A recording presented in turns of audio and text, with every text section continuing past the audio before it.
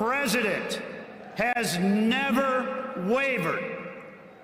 And here we are today, and at 12:01, right up the street, he put his hand on a Bible, and he swore an oath to make America great again.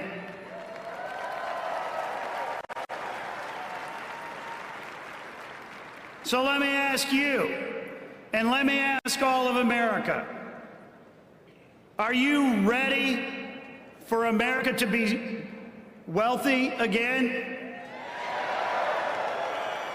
Are you ready for America to be safe again? Are you ready for America to be strong again? Are you ready for America to be great again?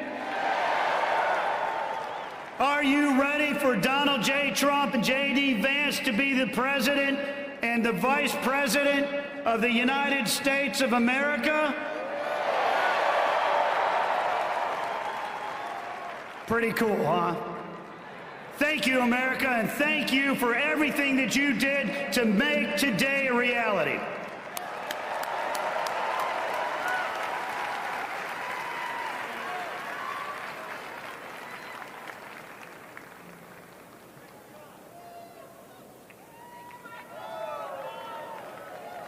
Ladies and gentlemen, please welcome to the stage Congressman Byron Donalds.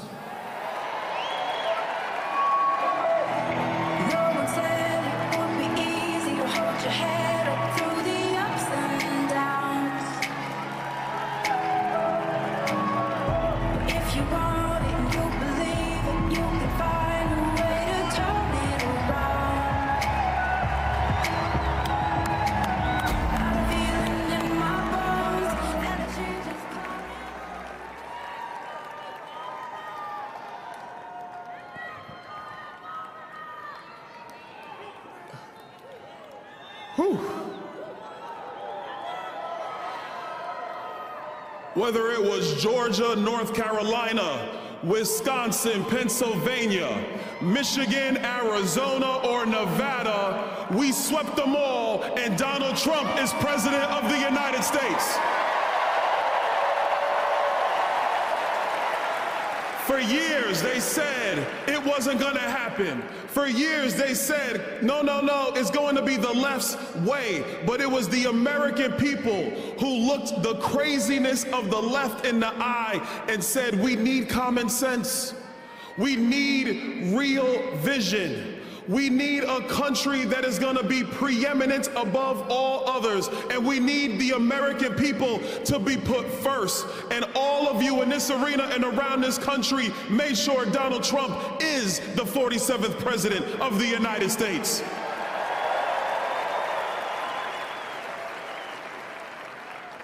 Being here in Washington on January 20th is special for me. This is the day we commemorate the birthday of Dr. King.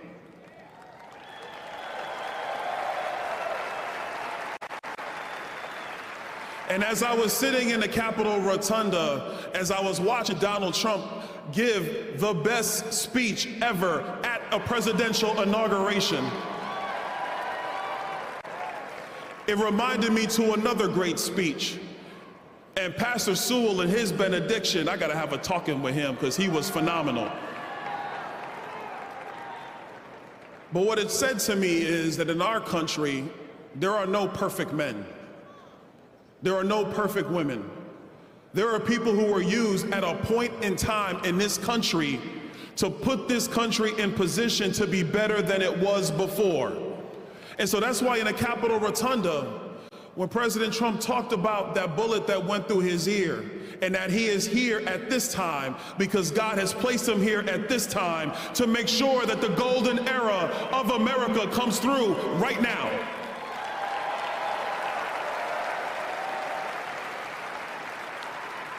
So yes, we are gonna make sure that we get your prices under control and we have a great economy.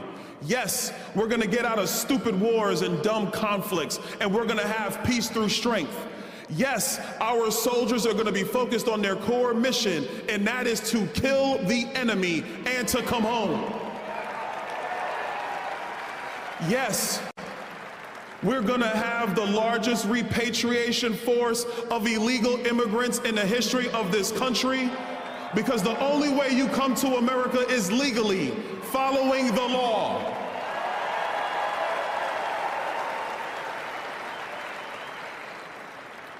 All of those promises and more, they're going to be kept starting today at that very desk over there.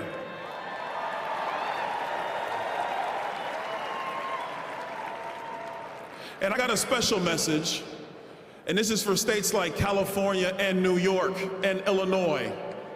If you want to continue to have a dumpster fire form of government, if you want to continue to mislead your people thinking that your radical policies are the way forward, people like myself in the great state of Florida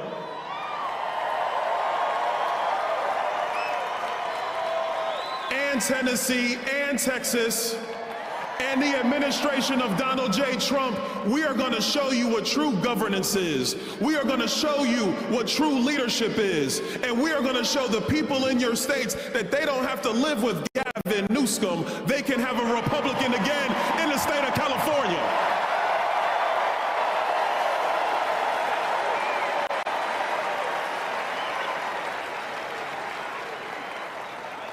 And the last thing, because I don't want this to be about red states versus blue states. We are Americans. And the thing that will unify us is the success of our nation. When a young kid can grow up in the inner city and make something of himself, that is success. When a mom can dream about her children and they achieve something wonderful in America, that is success. When an immigrant from another country comes through the right way, and they actually build something and they add to what America truly is, that is success. When we unify our efforts and we can disagree but still keep the most perfect union ever known going, that is success. Those are the common sense ideals of America. That is the leadership that Donald Trump is going to bring. And I don't care if you're in California or Florida, that is going to be the guiding principles of the United States of America. So buckle up, everybody, because we're going to be unified. We're going to get the job done. And I don't know about you, I'm kind of sick of speeches. On Capitol Hill, a few blocks from here, we are going to get the job done, or people will be moved out of the way. God bless you guys. God bless America. God bless Donald Trump and J.D. Vance and their families. God bless you.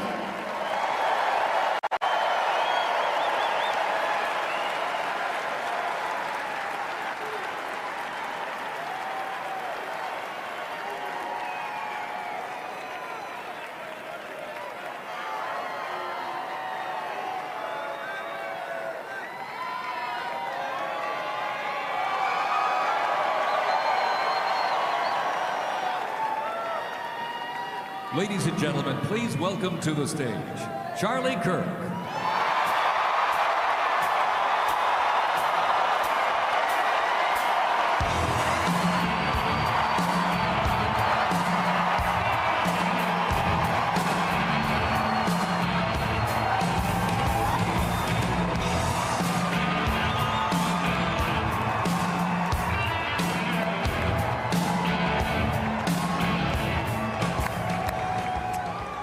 We did it, everybody.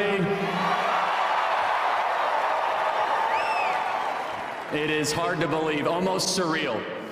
For those of you that have always had the president's back throughout these last couple of years, when we were at our darkest moment 4 years ago, this is your victory. For those of you that refused to waver, when they tried to throw our amazing patriots in federal prison, when they tried to silence this movement, for those of you that never wavered, this is your victory. For those of you that are sick and tired of seeing your beloved home be overrun by hordes of illegals, this is your victory. And no longer is this just a rally about what we say we're going to do when President Trump takes office. Now I can say what he's doing right now as we are here in this arena. As we are here right now, President Donald Trump is signing executive order after executive order, 200 executive actions and orders today, some of which include drill baby drill, curb inflation, national emergency on the southern border, and my favorite, that God created man and woman. There are no other genders besides that.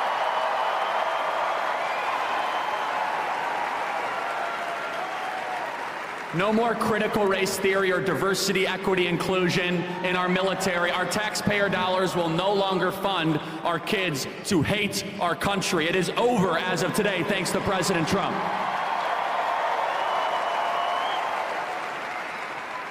And what you saw from President Trump today, which, by the way, I believe was the best inaugural address in American history. And the reason why it was the best, it was not platitudes or abstractions or empty promises. It wasn't about stuff that the DC regime wants to hear. While they were all sitting behind him, he basically said, the people in this room have been robbing you, the American people. You see, as of high noon, just an hour and a half ago, the 46th president is no longer. And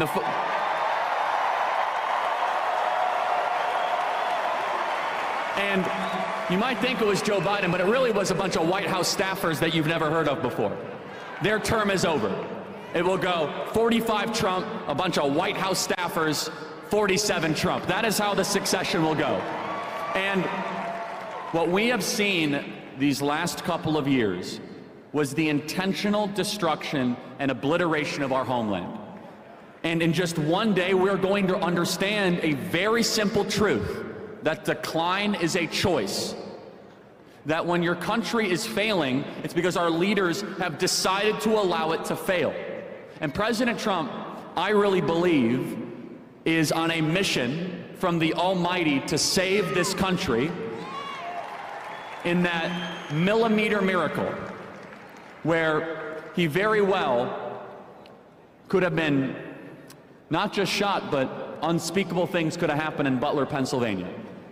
And the reason that they wanted to take out Donald Trump so bad, 700 years in federal prison, every possible way imaginable, is because he brings you guys into the room. Is because he brings you into the negotiation.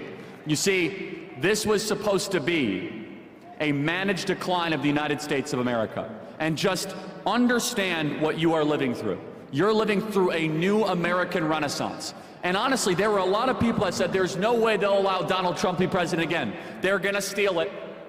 They're going to use the machines, and I understand all that. They're going to try to take him out, but never underestimate the will of the American people and the sovereignty of God towards righteous and good purposes.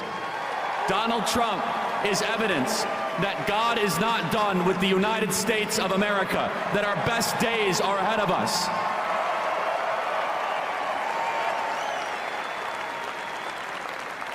And our marching orders are very simple. Right now, the southern border is being secured and it is being militarized. There are no more illegal entries allowed in the United States of America right now. It is right now. Right now, the invasion is over. It is over.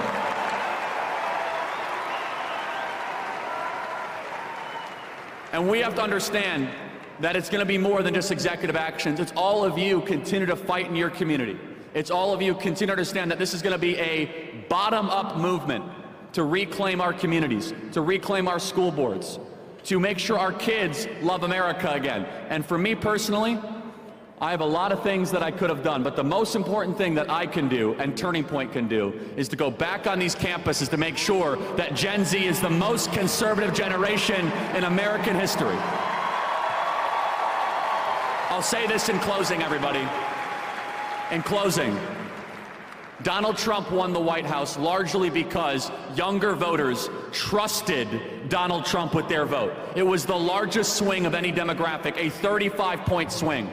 For 12 years, I have been focusing on trying to get young people to believe in America, to believe in conservative principles. And I went to campus after campus, and you know, it was not easy work. It was very difficult. But I will, to all the young people of America and Gen Z, I want you to know, President Trump is going to deliver for you so that you could be able to own a home, have big families, believe in this country, and the American dream that your parents once had, you will also be able to enjoy. And let us all together say, thank you, God. Thank you for giving us 45 and 47. Thank you for delivering this country from the most awful people imaginable. Our best days are ahead. Thank you, everybody. God bless you all.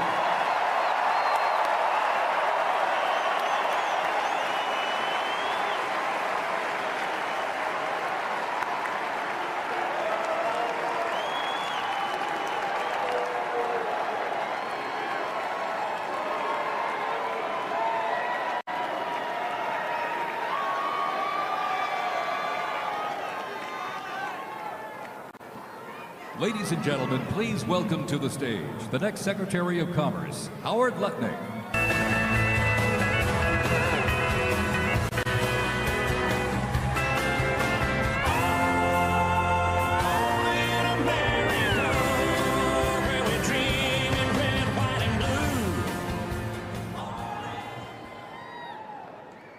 Good afternoon on the greatest inauguration day ever.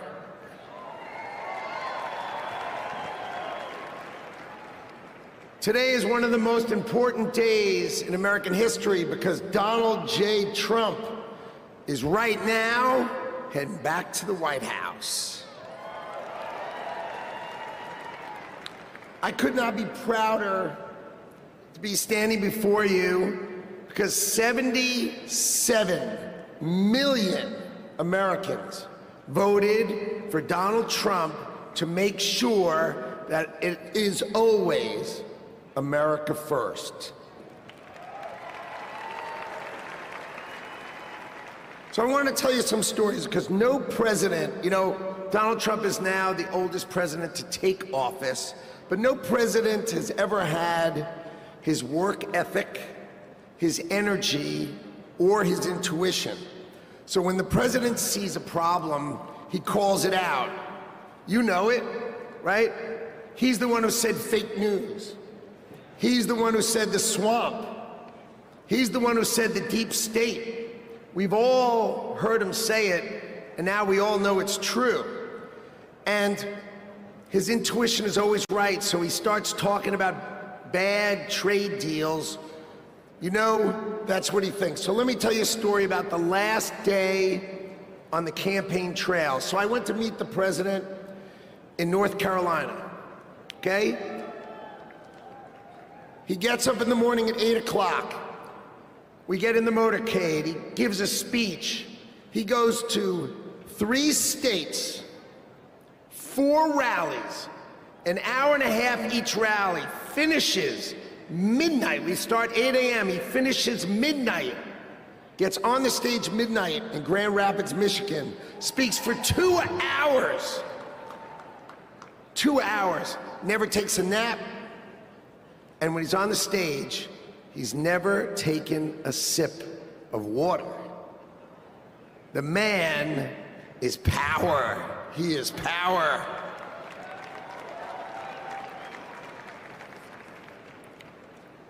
See, no other president will let the administration do it.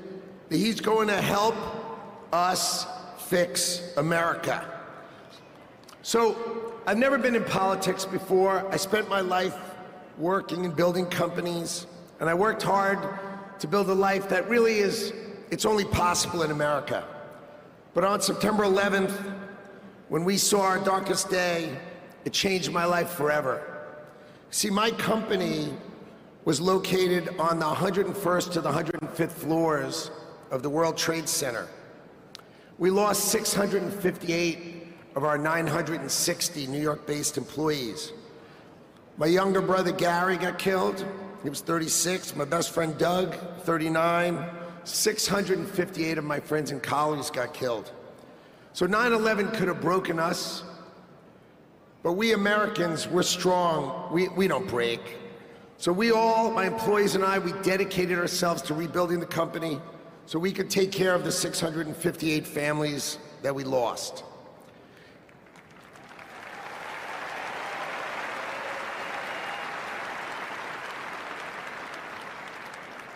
And I want you to know, we received thousands and thousands of cards and letters, and most importantly, we received all of your prayers, and that mattered to us and helped carry us through. So the events of September 11th, they instilled in me a sense of community and dedication for the country. So when the president asked me to join him in his administration, I jumped at the chance. So I was the co-chair of their transition team, which helped pick for the president and helped sort of set him up so he could pick all the nominees. And then I'm really proud to tell you that he was nominated, President Trump has nominated me to be the next Secretary of Commerce for the United States to serve all of you.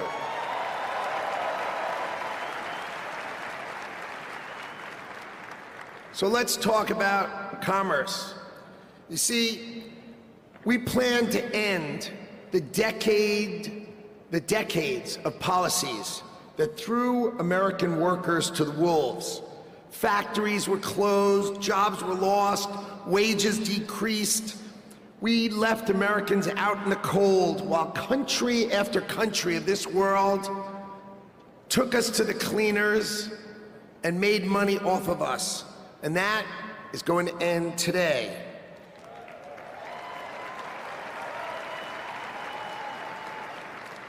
At the start of the 20th century, America was the richest country on earth, and we defended our workers from unfair trade policies with tariffs.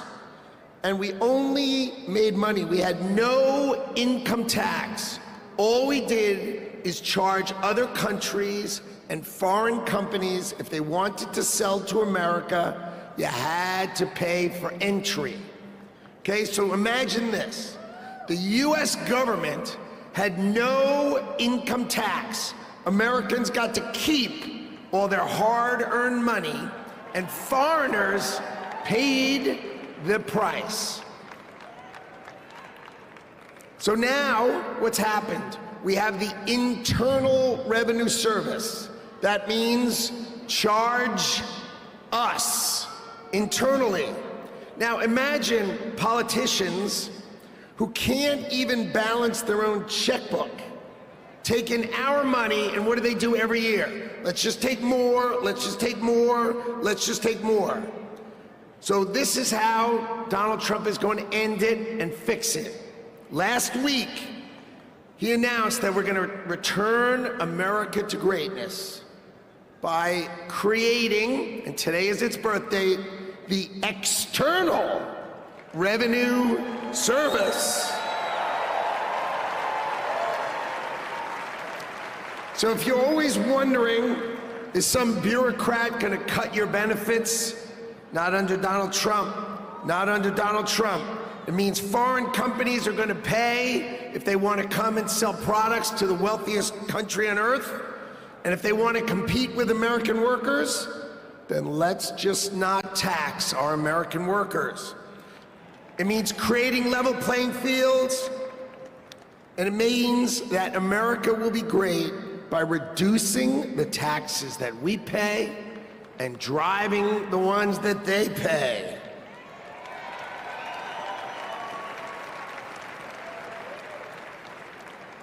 So what that means is the External Revenue Service will put up tariffs or walls that protect you. And that means if these companies don't want to pay, there's only one thing they can do. Build their factories in America, hire Americans with great high-paying jobs. Let's double the size of our unions in America, but not just by adding more and more great-paying jobs. That's our objective. So today is the beginning of celebrating the return of common sense and ending the decades of disrespecting the American worker and the disrespect and unfair treatment of our workers. Today, Donald Trump returns to the White House and prosperity returns to America. Thank you all. And I love today. What a day.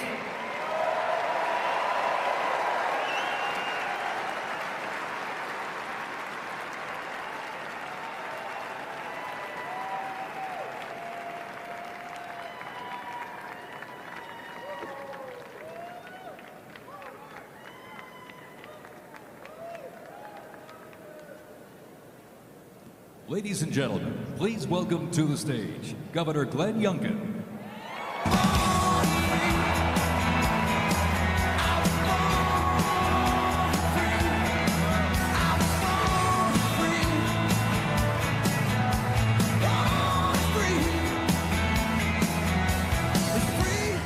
Thank you. Well, come on now. Can't you feel it? The American spirit is alive and well.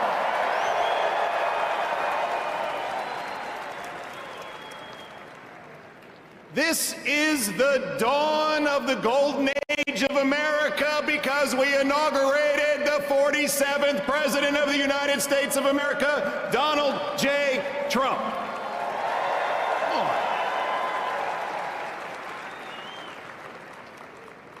What a day to be in Washington, D.C. You know, I live right across the river in Virginia.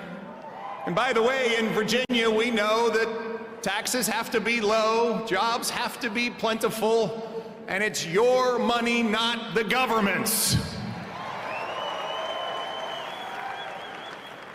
But we also know that in Virginia and in America, freedom is not free. We know that our military heroes and their families sacrifice everything. We know that law enforcement stands in the breach. We must back the blue, and I want everybody here to give a rounding applause for the 25,000 military and police officers keeping us all safe today in Washington, D.C.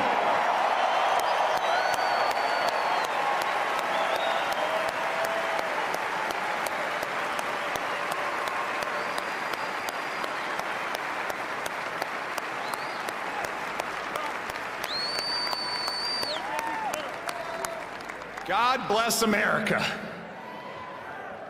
My friends, we are standing here on the dawn of a new age, and we are seeing the sun set.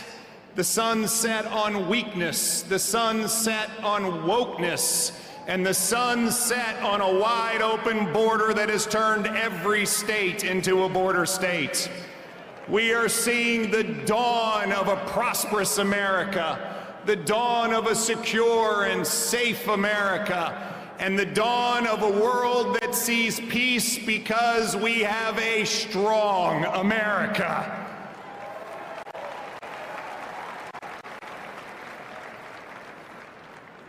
Our new president, Donald J. Trump, has never, ever lost faith in America. They tried to take him down legally.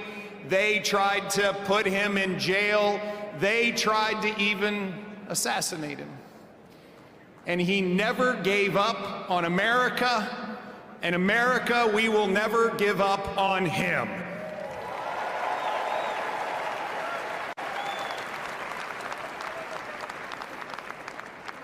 And as we stand here on this dawn of the next golden age in America, we all have a responsibility.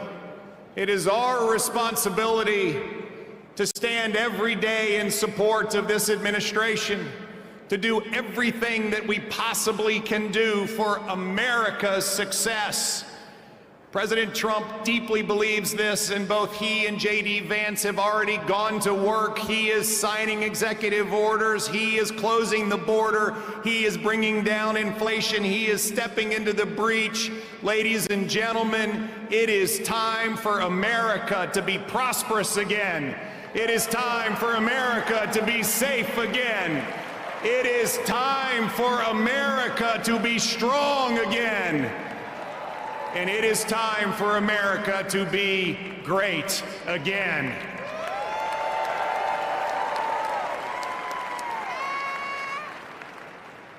I hail from the great Commonwealth of Virginia. And we know a few great Americans in our history, from George Washington to Thomas Jefferson to James Madison to Patrick Henry, who echoed, "Give me liberty or give me death." My friends, those words that Thomas Jefferson penned, which are the greatest words, at least in this hemisphere, ever written, that we hold these truths to be self-evident, that all men are created equal and we are endowed by our Creator with certain unalienable rights, and among them are life, liberty, and the pursuit of happiness. Well, ladies and gentlemen, we stand here on the dawn of a new age where life, liberty, and the pursuit of happiness are available to every American. And we must stand together as we collectively say, God bless America, and God bless Donald J. Trump and J.D. Vance. Thank you all very much. God bless you.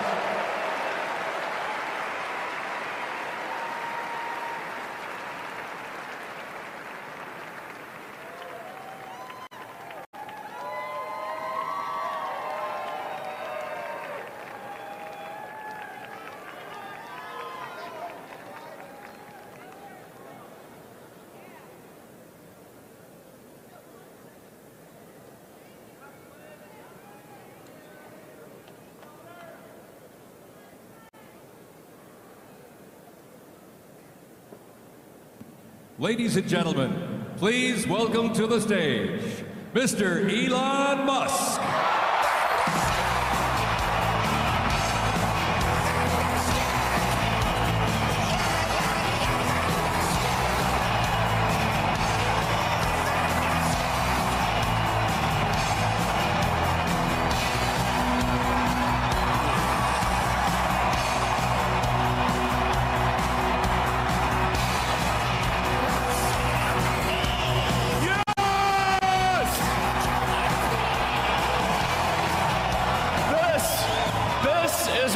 Victory feels like. Yeah! And this was no ordinary victory. This was a fork in the road of human civilization. Okay. You know, there are elections that come and go. Some elections are, you know, important, some are not. But this one, this one really mattered. And I just want to say thank you for making it happen. Thank you.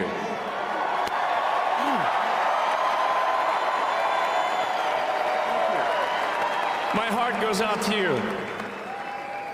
It is thanks to you that the future of civilization is assured. Thanks to you. We're going to have safe cities, finally, safe cities. Secure borders, sensible spending, basic stuff. And we're gonna take Doge to Mars.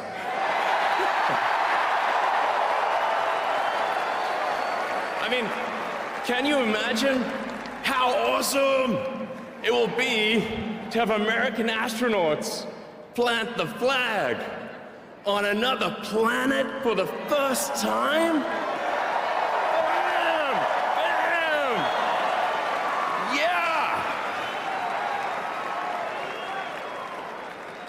How inspiring would that be?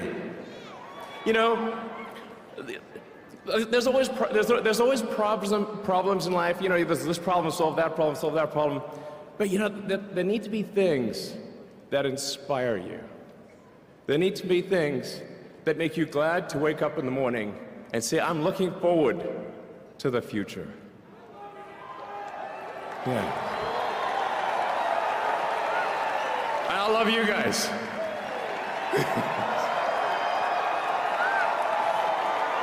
So,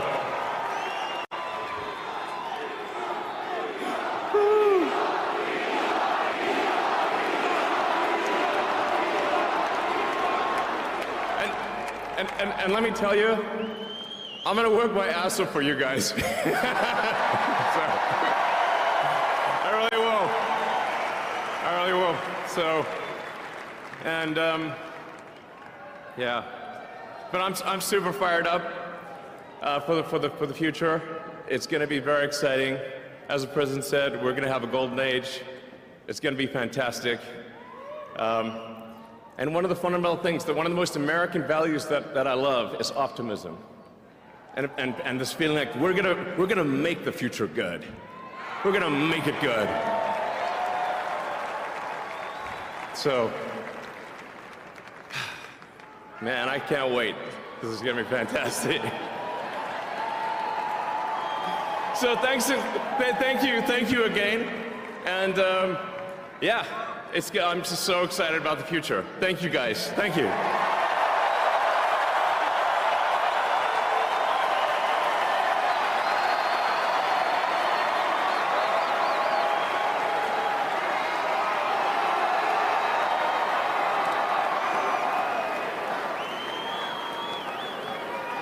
Ladies and gentlemen, please welcome to the stage Kash Patel.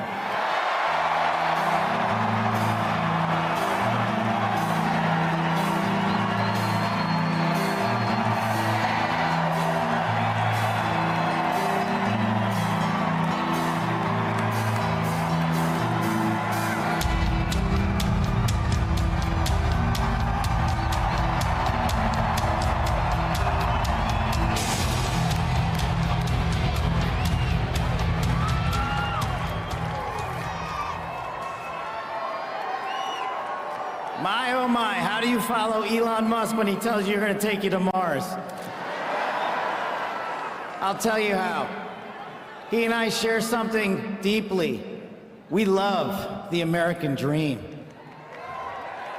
And we have been given a gift by God today to usher in a new dynasty because we just inaugurated Donald J. Trump as our 47th president.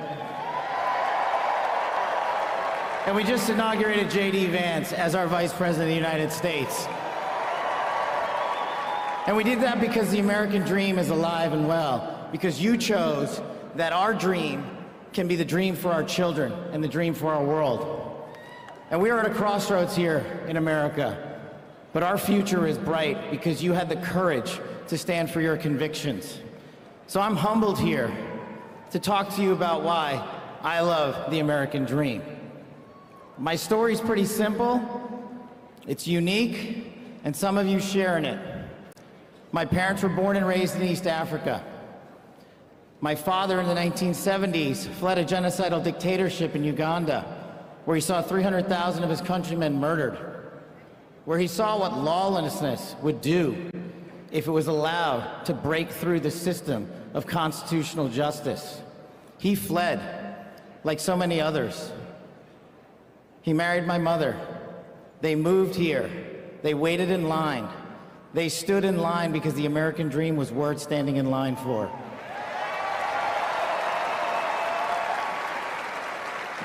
That dream is woven into the fabric of this nation, and our immigration policy is the greatest policy in the world. And now that we have Donald J. Trump and J.D. Vance, it will become the greatest policy in the world again.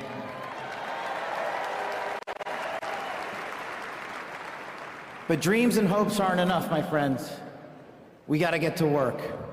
And we got to accept the realities that too many of you know from your communities. President Trump launched in his first term priorities of national security, law enforcement, economy, and global diplomacy.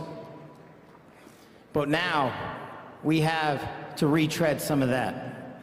And I'd just like to go over a few of the things that our community has been living under these last few years.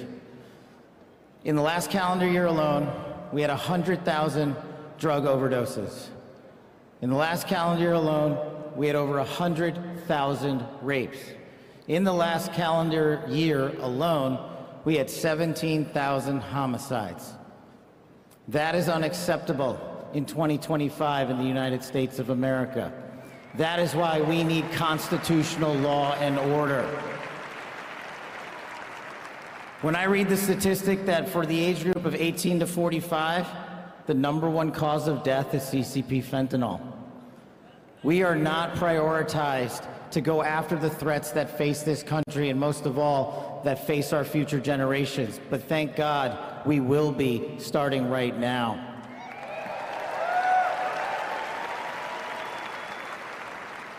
President Trump and J.D. Vance's leadership and administration will usher in the priorities that I cherished during my 16 years in government service.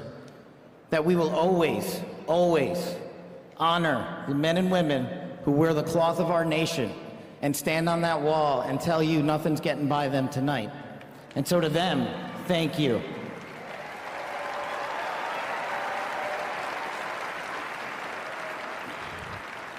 To our teachers and our frontline workers and our first responders, y'all choose to show up every single day for our children, for our communities, and we will now show up for you. Thank you for keeping us safe.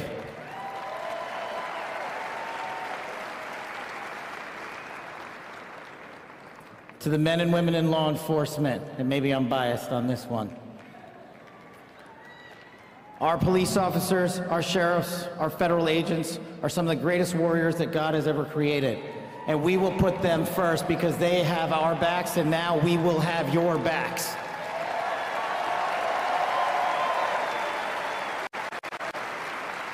I am standing here because of the American dream. I am not standing here because of the color of my skin. I'm standing here because I earned my right on this stage, and you earned your right to be here with me.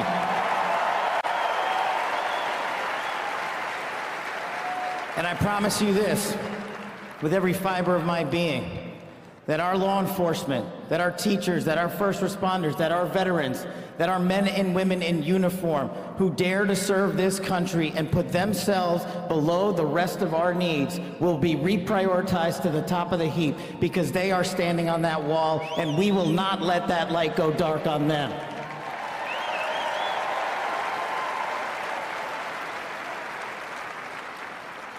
Whether I was a national security prosecutor, a public defender, President Trump's deputy director of national intelligence, his chief of staff at the Department of Defense, or so many other roles that I was humbled and privileged to serve when I swore an oath to that Constitution, which I hope to do so again one day soon. You have my word that you have ushered in a dynasty of change. You have ushered in a dynasty that will allow our children to live this American dream. My American dream. I am living the world's American dream. I am the son of lawful immigrants. We worked our tails off just like you all do, and I'm gonna make you a deal.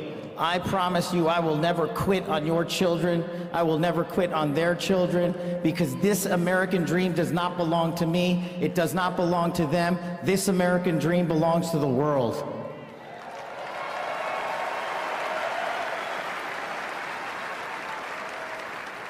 So in closing, I just want to tell you this.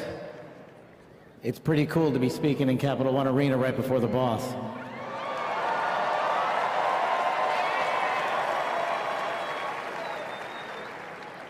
You've inspired me beyond words. Your love, your devotion, your commitment to our country, everywhere I go, shows us that we are not only the beacon of hope, but we are the land of constitutional justice. We are the land under Donald J. Trump and J.D. Vance, where we are going to end the two-tier system of justice. We are going to remove the weaponization of the intelligence community for political purposes, and we are going to put the men and women of America first.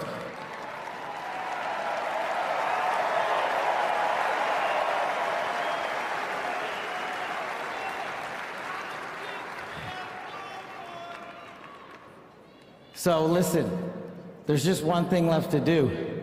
We all got work to do. We've got the greatest president and the greatest vice president in the history of the world. And so I just need y'all to do a little bit more. Every time you see a law enforcement officer, every time you see a veteran, every time you see a teacher, shake their hand. Give them a little bit of your time, because they're giving us all of our time. And don't forget to enjoy the ride, ladies and gentlemen. God bless America. God bless these United States of America. God bless every one of you. I'm living the American dream. My name is Kash Patel, and I ain't going anywhere. Let's go to work.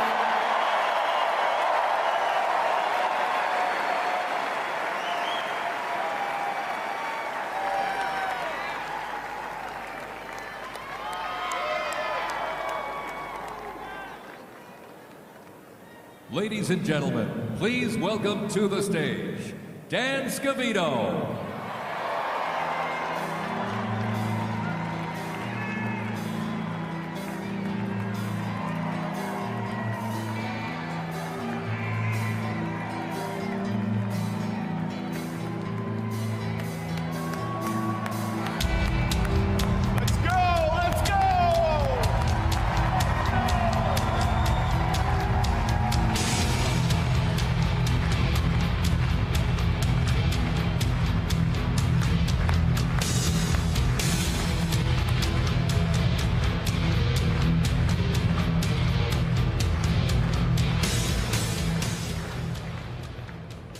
Hello, Patriots. How's everybody doing this evening? We're back!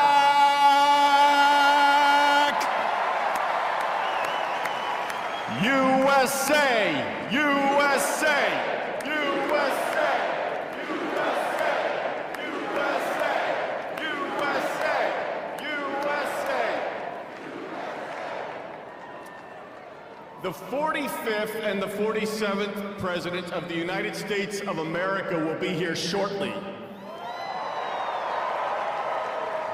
He's down at the Capitol. He'll be in a little while. He'll be here. They asked me to come out and say a few words and say hello to you great American patriots that came from all over the country. Thank you for being here today.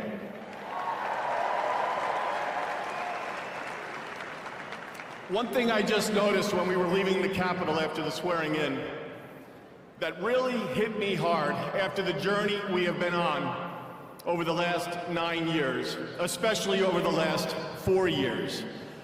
It really hit me when they took the presidential seal right here and put it on front of the podium for when the president gets here. President Trump often says to us on Team Trump over the years, "You're so lucky that I took you on this journey." In the good times and the bad times, no matter what would be happening, we'd be sitting on Trump Force One, Air Force One, in the Oval Office, at Mar-a-Lago, no matter where it may be. Good times, bad times. You are so lucky I took you on this journey. And you know what, Mr. President? You are damn right. You took all of us on this journey.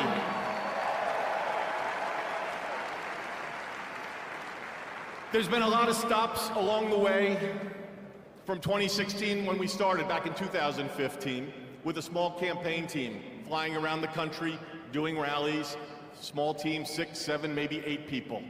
Then it continued to grow. Before you knew it, the GOP nomination was going to Donald J. Trump in Cleveland in 2016. Fast forward, he became the 45th President of the United States of America. He had a great 4-year term, and you know what's been great? The last 4 years have not been great in many senses, but he's back in office right now, and I'm just absolutely so pumped up for what this president is going to do. He loves each and every one of you in this arena. The guy cares. He has a fighting spirit, as you saw in Butler, Pennsylvania, with the assassination attempt that came a few months ago. You could say that again. Fight, fight, fight. It's a moment that I will never forget, being there and in the hospital with him. I want to just give you a behind-the-scenes moment with the president and the heart that he has. We were in the hospital he had blood coming down his ear. He wanted to know how his staff was. Myself and Susie were with him, and Stephen Chung and Walt, and even the Secret Service. How are you guys doing? The guy just got shot in the damn head, and he's worried about us. Are you guys okay? He's on the phone with his family. Showed him a picture, the iconic photo of his fist raised in the air. Told him it was from Doug Mills from the New York Times, a great photographer. He looked at the picture, he's staring at the picture, one of the most historical photos of all time. There'll never be anything like it. He said, "Call Doug and see if he's doing okay." That's the attitude he had in that hospital.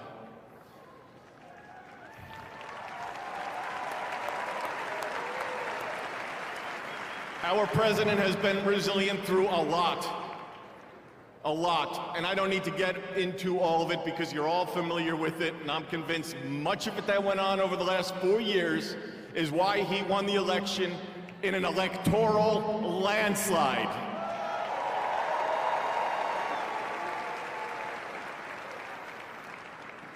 In Butler, Pennsylvania, when he got up and he raised that fist and he shouted, "Fight."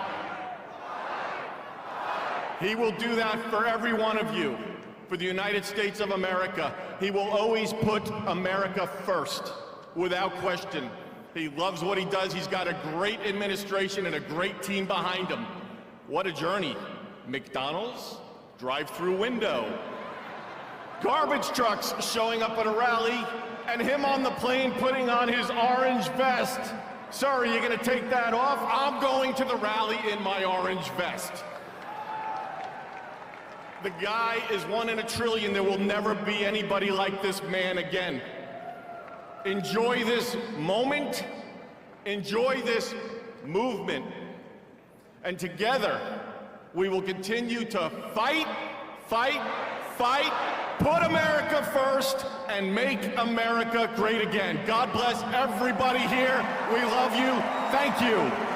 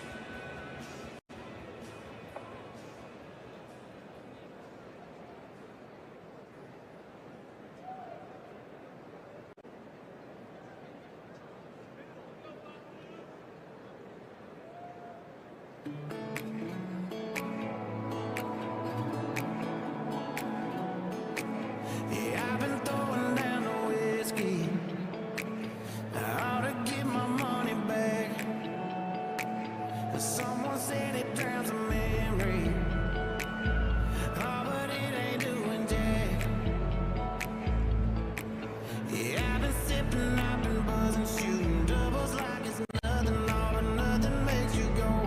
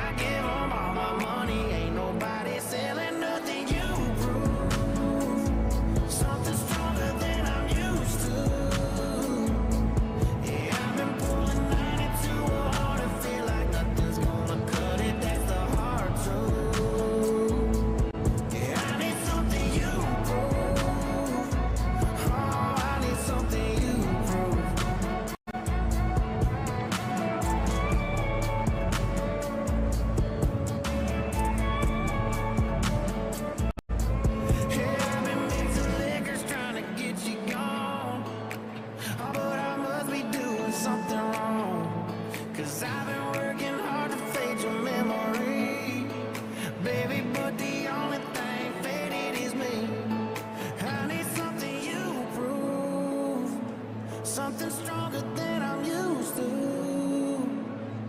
Yeah, I've been pulling 92 on and feel like nothing's gonna cut it. That's a hard truth.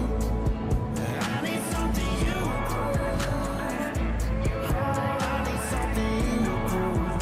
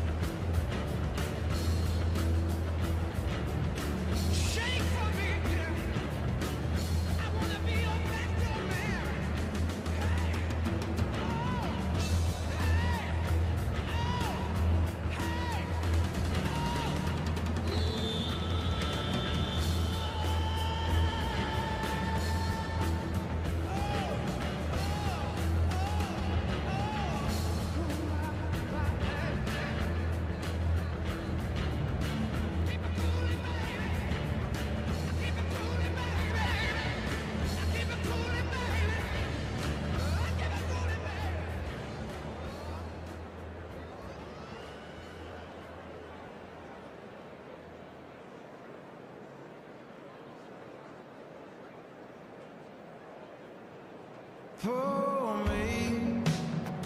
me another drink. 'Cause I don't wanna feel a thing no more, hell no. I just wanna sip it till the pain wears off. Pour me another round. Line 'em up and knock 'em down. Two more, let's go. 'Cause I ain't never heard like this before. Don't wanna think about her, or wear a ring without her. Don't wanna hit the karaoke bar, can't sing without her. So make them drinks strong, 'cause brother, she's gone. And if I'm ever gonna move on, I'ma need some whiskey glasses. 'Cause I don't wanna see the truth.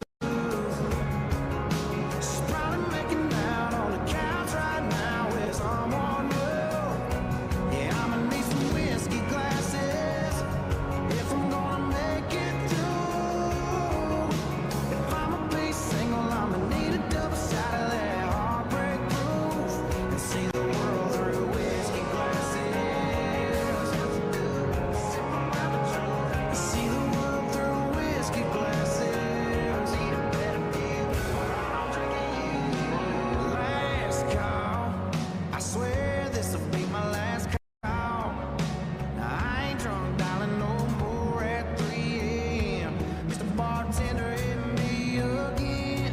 Don't wanna think about her, or wear a ring without her. Don't wanna hit the karaoke bar, can't sing without her. So make them drinks strong, 'cause brother, she's gone.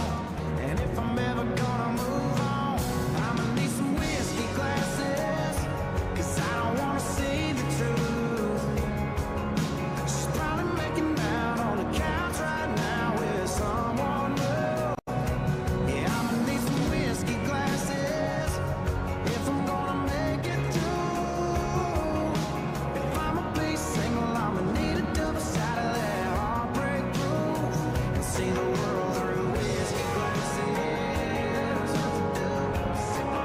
Oh, see the world through whiskey glasses. Yeah.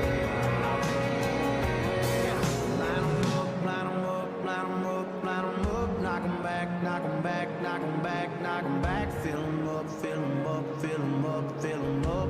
'Cause if she ain't ever coming back, you line 'em up, line 'em up, line 'em up, line 'em up. Knock 'em back, knock 'em back, knock 'em back, knock 'em back. Fill 'em up, fill 'em up, fill 'em up, fill 'em up.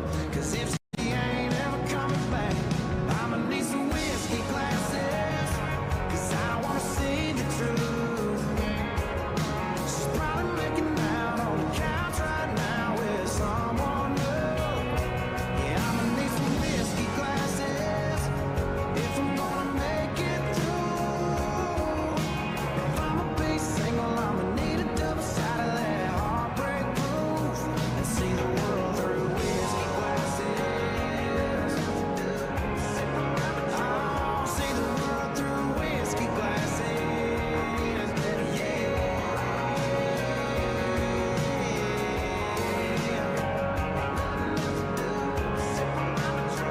See the world through whiskey glasses. Yeah.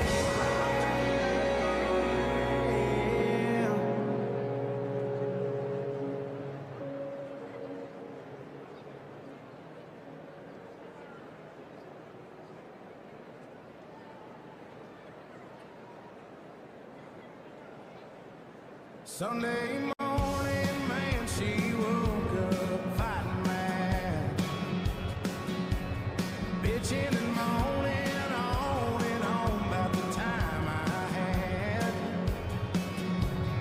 And by Tuesday, you could say that girl was good as gone. And then when Thursday came around, I was all alone. So I went for a drive to clear my mind. Ended up at a shell on I-65. Then I won $100 on a scratch-off ticket, bought 2 12-packs and a tank of gas with it. She swore they were a waste of time, all, but she was wrong. I was calling number 5 on the radio station, on a 4-day, 3-night beach vacation. Deep sea senorita fishing down in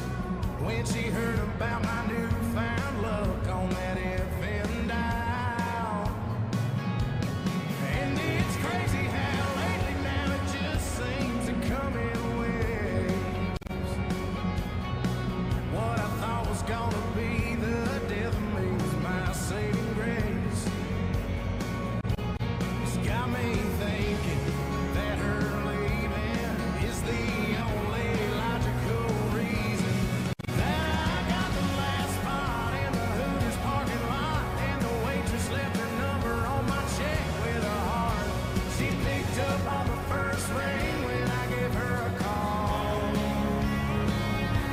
And I was spent $5 at the Moose Club raffle on a used four-wheeler and 3 free passes for me and 2 of my buddies to play around a golf. And I ain't gotta see my ex-future mother-in-law anymore. Oh Lord, when it rains it pours, when it rains it pours. I've been on one hell of a redneck road for 3 weeks now, and it all started on the day that she walked out. Then I won $100 on a scratch-off ticket, bought 2 12-packs and a tank of gas with it. She swore they were a waste of time, all, but she was wrong.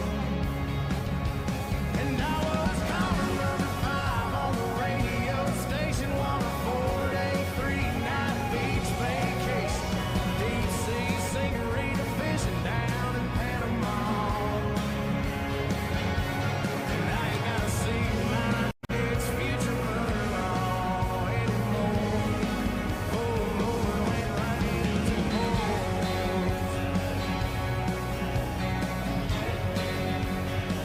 When it rains it pours.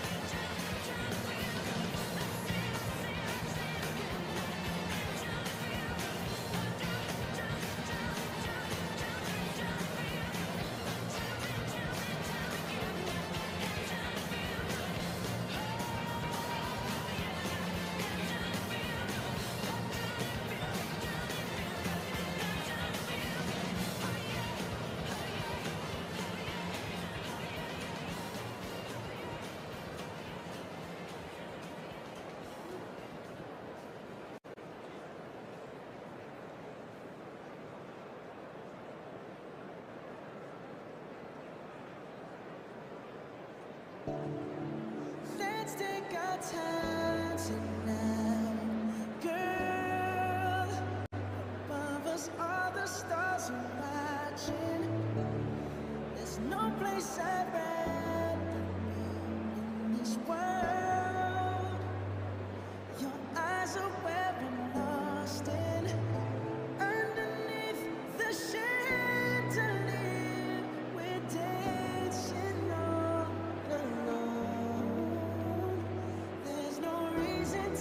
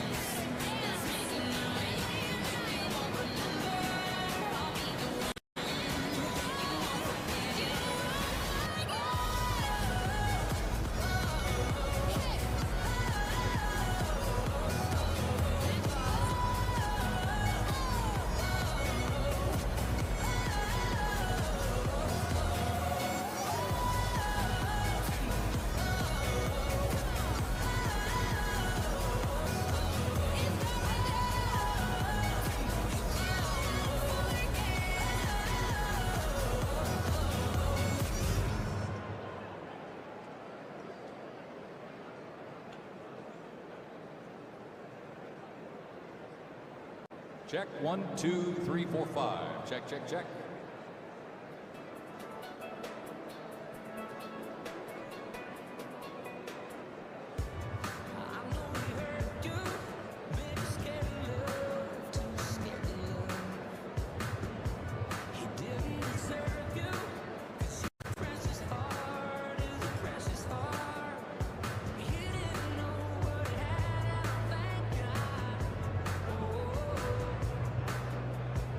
It's gonna take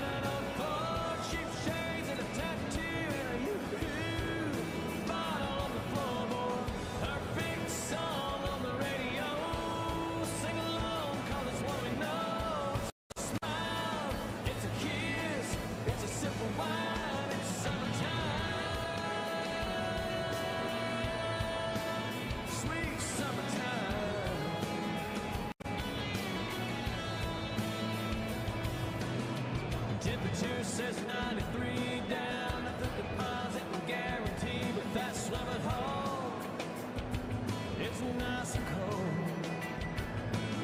Bikini bottoms underneath, but the boys' hearts still skip a beat when them girls shimmy off them old cut-offs. And it's 2 bare feet on the dashboard, young love in an old Ford, cheap shades and a tattoo and a U2 bottle on the floorboard. Perfect song on the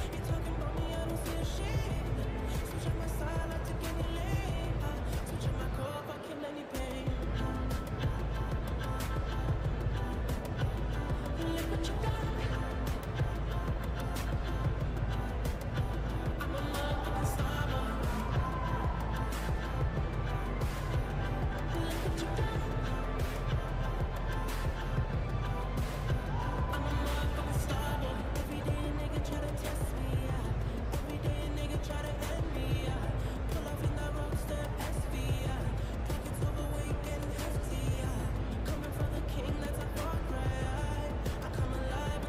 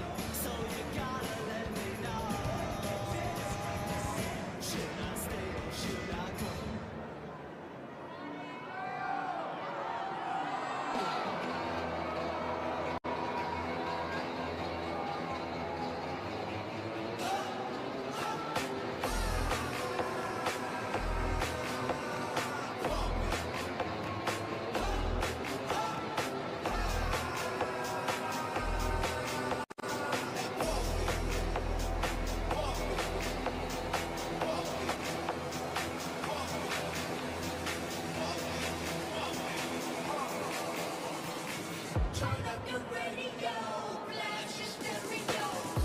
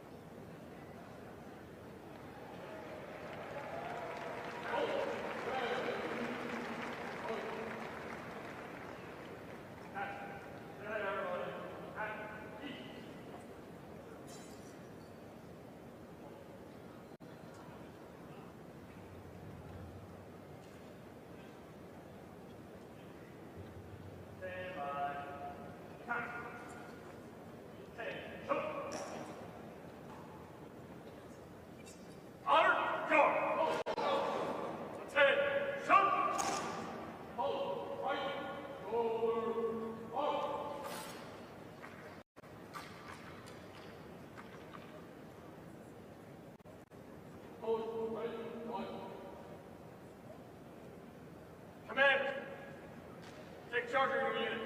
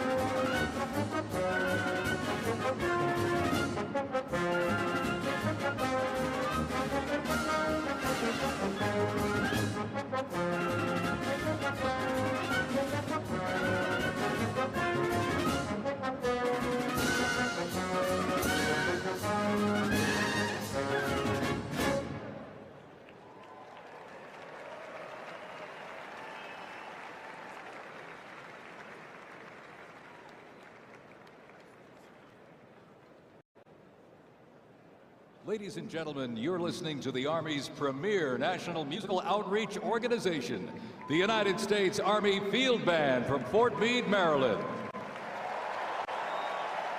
They are led by Commander and Conductor Lieutenant Colonel Domingo S. Robinson. The U.S. Army Field Band develops positive connections on behalf of the Army, the Department of Defense, and the United States through live music, multimedia performances, television productions, and emergent technologies, traveling thousands of miles annually across our nation and around the world, and appearing regularly on major television and streaming events. The Field Band proudly honors our soldiers and veterans while strengthening ties with communities worldwide.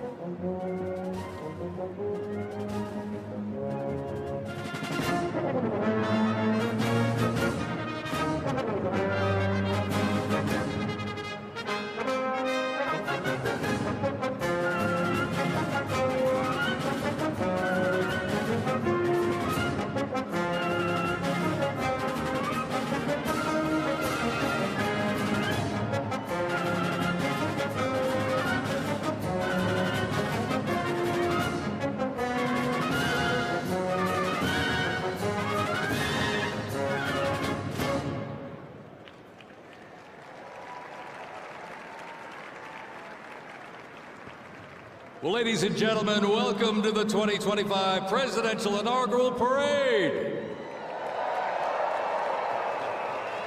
My name is Dan Taylor, and I'm very honored to be requested by our president to be your parade announcer. And it's great to be here with you. I have to say it is a bit of a different format for a parade, but of course our president wanted us to keep us safe, wanted to keep us warm. And I can tell you something, the talent that's going to be going through these doors into this arena, it is going to get hot in here tonight. So thank you for joining us as we celebrate this historic occasion on behalf of the Trump-Vance Presidential Inaugural Committee. The ceremony is about to begin. We're going to get things underway, so if you're with family and friends, been talking in the halls or whatever, get down to your seats, grab a snack. We're going to get the show on the road.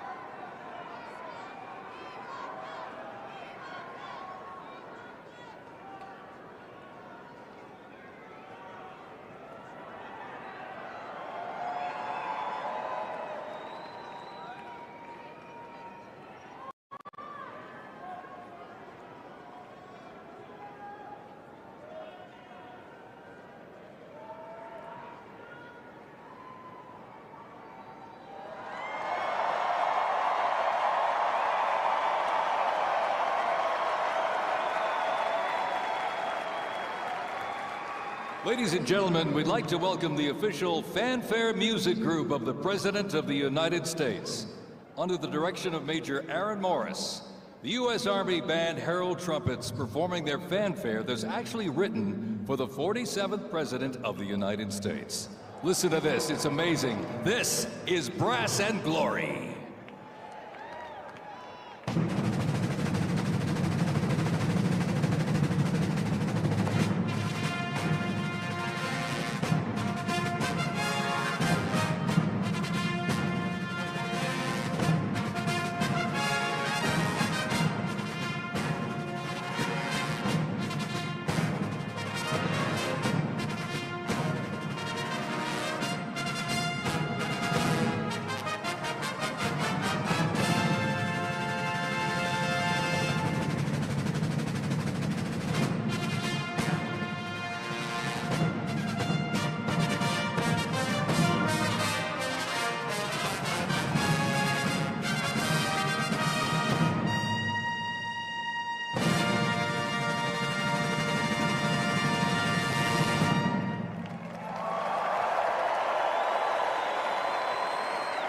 The official fanfare music group of the President of the United States under the direction of Major Aaron Morris. Let's hear it for them, folks.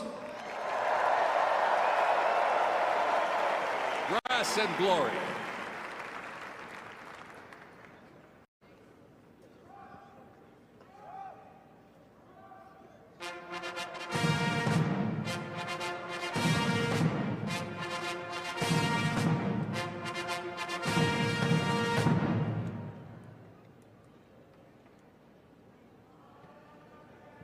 Ladies and gentlemen, please welcome the 50th Vice President of the United States of America, Vice President J.D. Vance, accompanied by the Second Lady, Mrs. Usha Vance.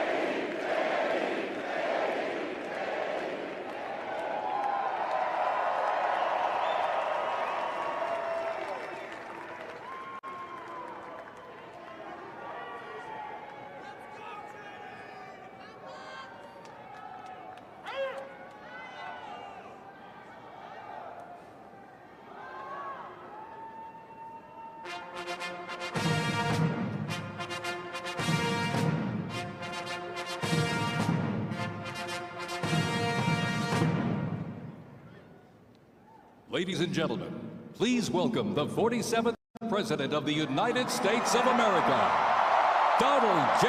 Trump, accompanied by the First Lady, Mrs. Melania Trump.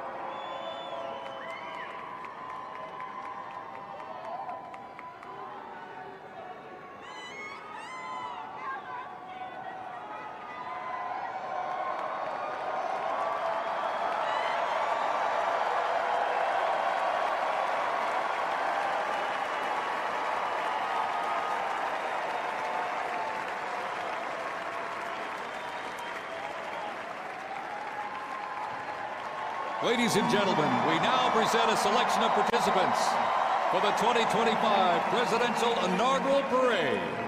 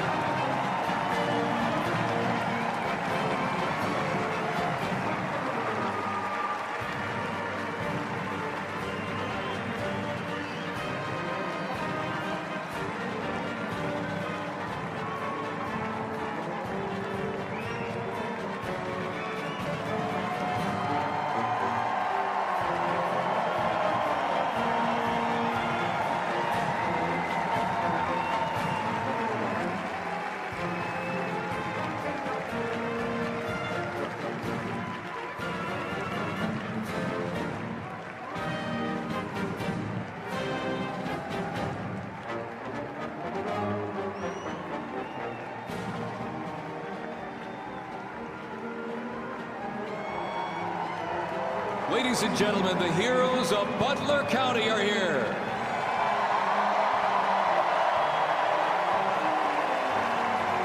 And they are here to pay homage to the life, selfless community service, and sacrifice of Corey Comparatori. Mr. Comparatori, a 10-year U.S. Army Reserve veteran and past fire chief to the Buffalo Township Volunteer Fire Company, who died during the assassination attempt on the life of President Trump in Butler, Pennsylvania, July 13th, 2024. Their formation consists of Pennsylvania State Police, local police, county sheriffs, emergency services unit, EMS, 911 radio dispatch, and hospital personnel, who all heroically stepped into action during the horrific attack. They are also paying tribute to the courageous service of first responders nationwide.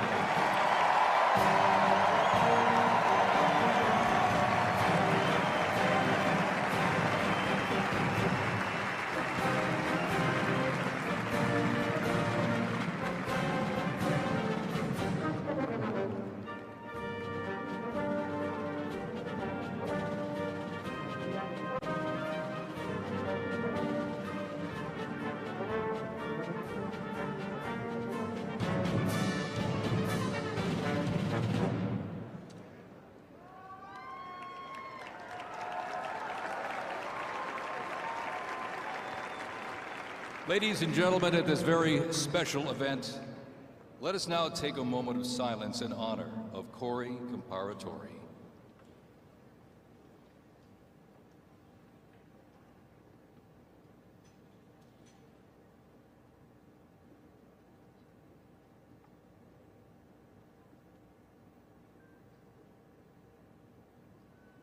Thank you very much, ladies and gentlemen.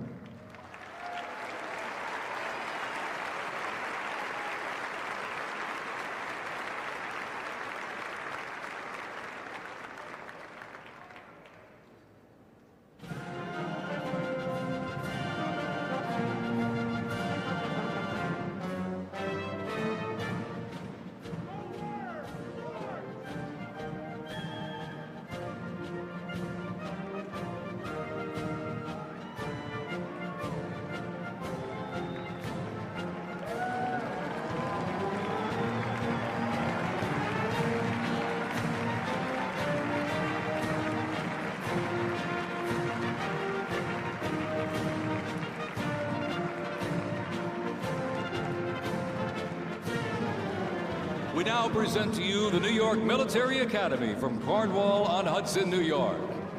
New York Military Academy stands out due to its unique connection to the president himself. President Trump is a 1964 graduate and has been enshrined as one of our alumni of distinction. This historic academy has been named the Junior Reserve Officer Training Corps, that's JROTC, and are marching with their cadet dress uniforms. Look at these, all modeled after post-World War I General Blackjack Pershing's gray uniform.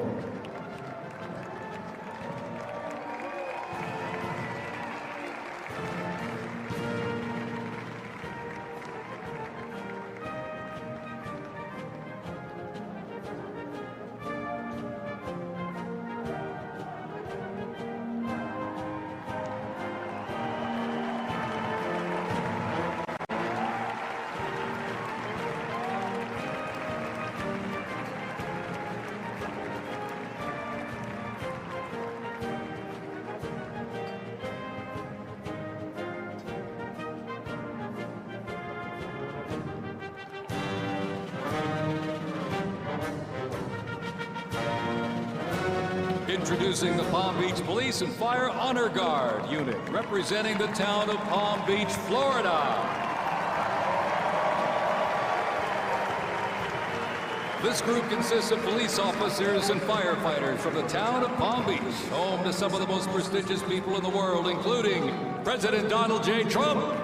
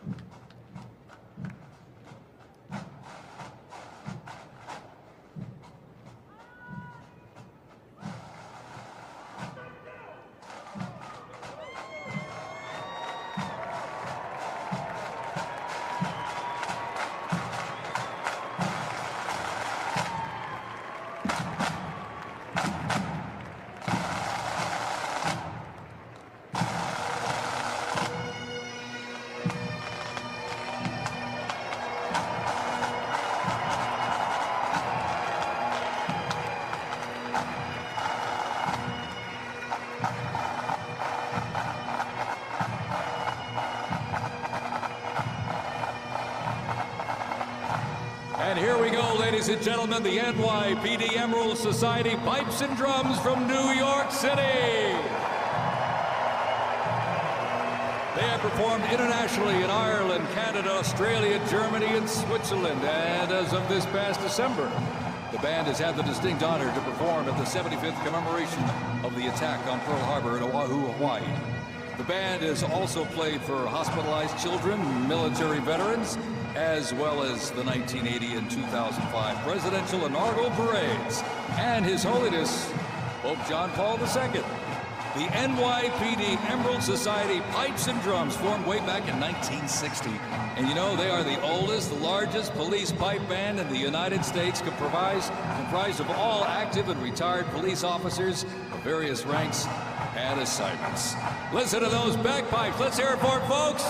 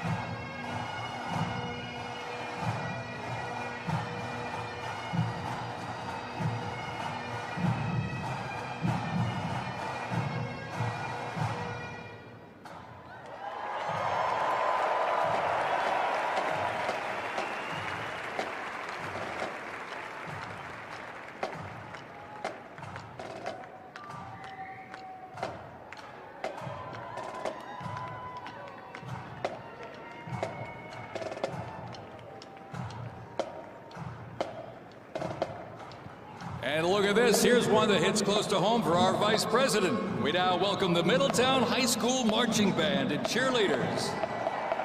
They're traveling all the way from Middletown, Ohio to proudly represent their school, our nation, and outstanding alumni, including our new Vice President of the United States, J.D. Vance.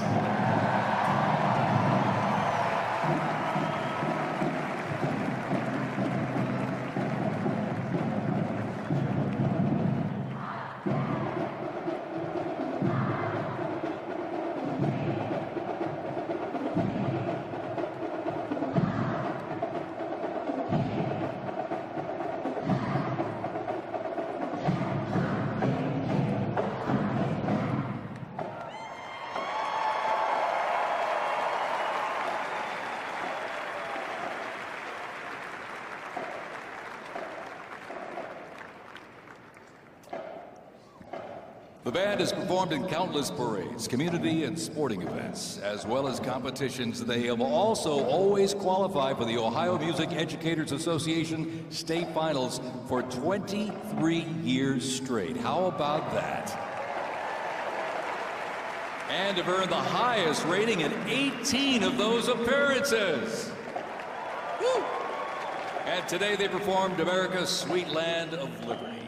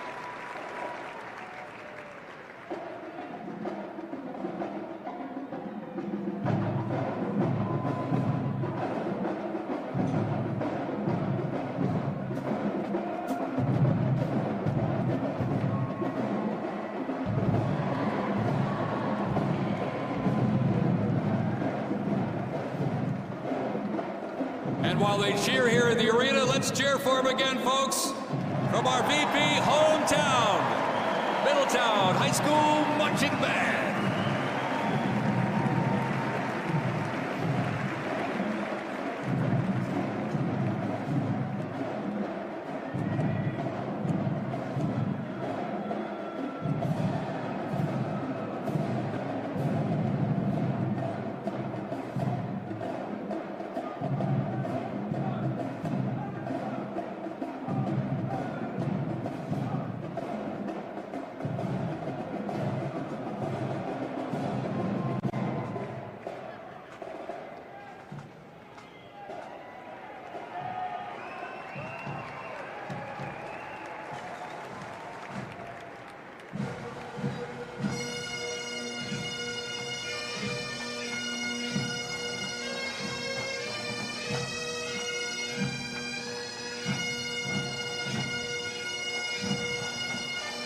Ladies and gentlemen, entering the arena right now, traveling from Boca Raton, Florida, the Florida Firefighters Pipes and Drums. And they are well seasoned when it comes to civic events. They've played and participated in parades, memorials, and other ceremonial events across both the United States and Europe. Today, they are wearing their most notable uniforms. What a great photo opportunity. Consisting of the Glengarry headgear and kilts. And they are proud to honor their fallen brothers and sisters each and every day.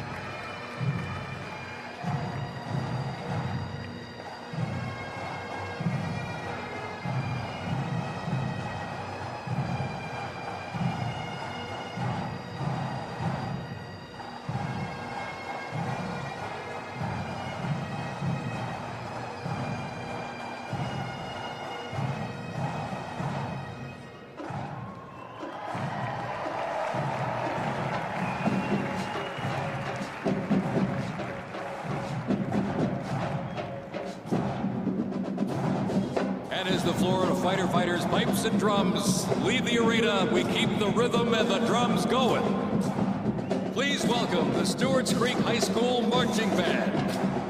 Traveling all the way from Smyrna, Tennessee, they are proud to represent the volunteer state in the 2025 Presidential Inaugural Parade.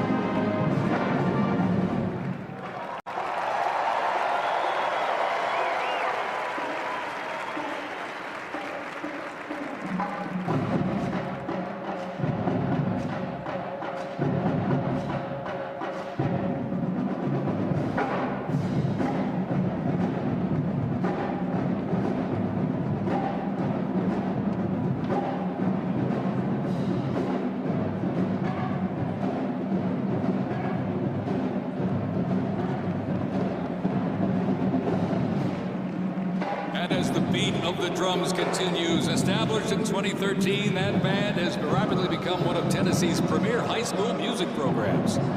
This band has participated in numerous civic events that honor significant moments in our nation's history, like the 75th anniversary of the attack on Pearl Harbor, Captain Jeff Cuss, United States Marine Corps Memorial Dedication, Chicago Thanksgiving Day Parade, and a Lincoln Memorial performance as well. The Stewart's Creek High School Marching Band, everybody!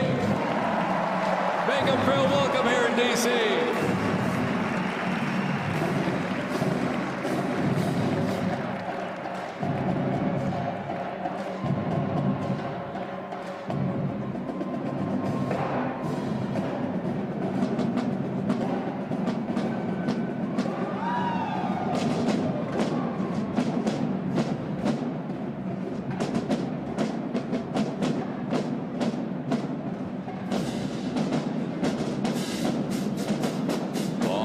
Ladies and gentlemen, now welcoming the Mississippi Valley State University Band.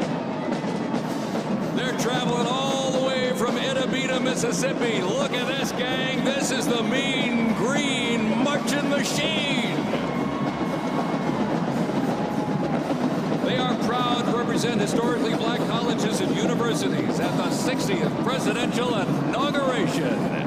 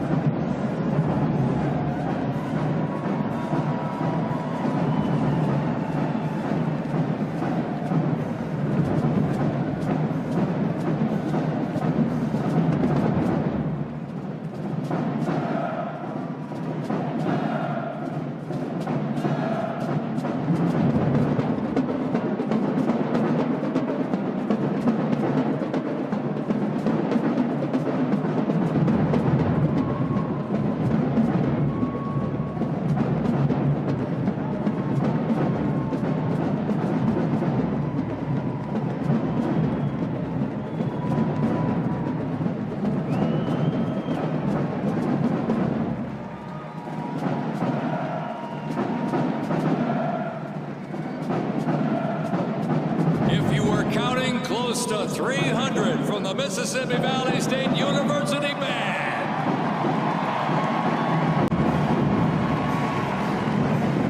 You know, since its founding, the band has consistently played a significant role at their university and across the United States. They have performed for athletic events, Mardi Gras parades, Rose Bowl parades, and many, many more. The Mississippi Valley State University Band takes great pride in presenting culturally diverse presentations for students, faculty, and the surrounding Mississippi communities. Take a look at that brass out there. Woo! That's just part of the big green marching machine. The Mean Green Marching Machine from Itabena, Mississippi, ladies and gentlemen.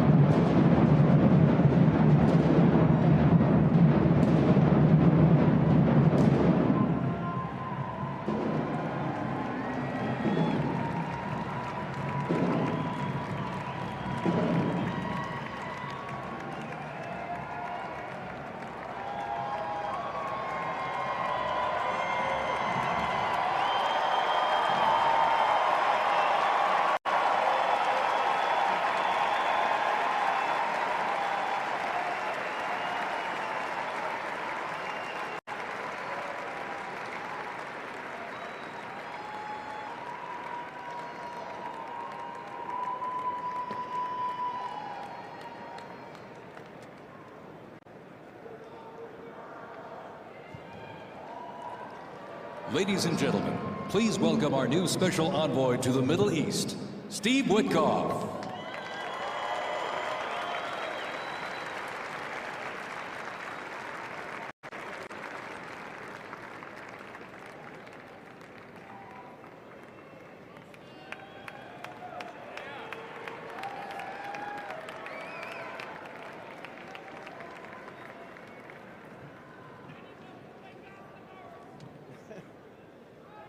Good evening, everybody. I was appointed by President Trump to be the special envoy for peace in the Middle East.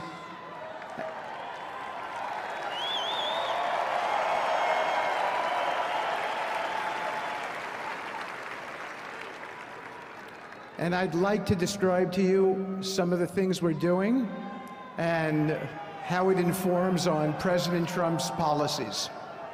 First of all, it is an honor to stand before you today as I reflect on the enormity of the role that President Trump has tasked me with. I am constantly reminded of the privilege it is to serve under the leadership of my boss, President Donald J. Trump.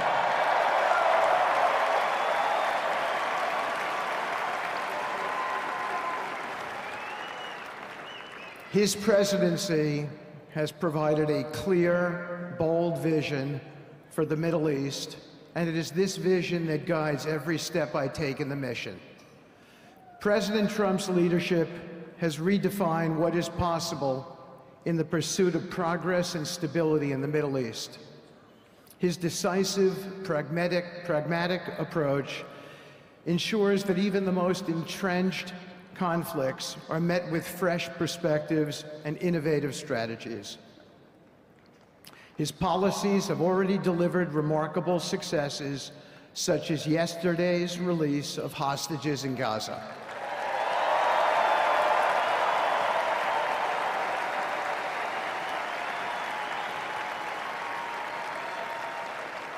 Thank you.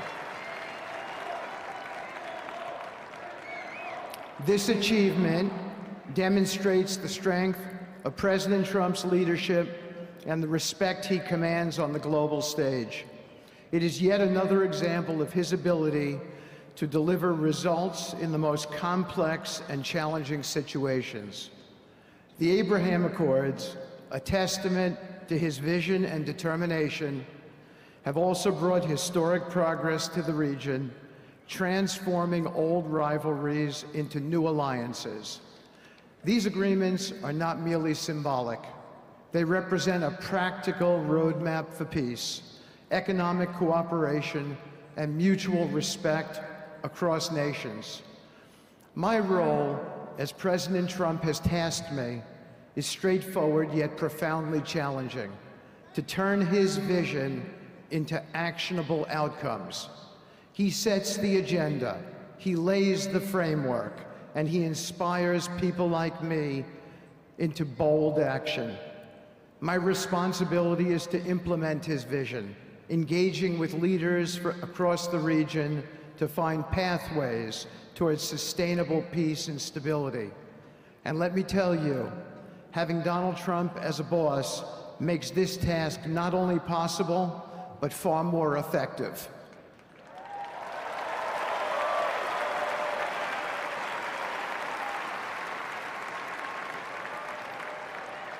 President Trump's reputation as a leader who delivers results resonates far beyond Washington.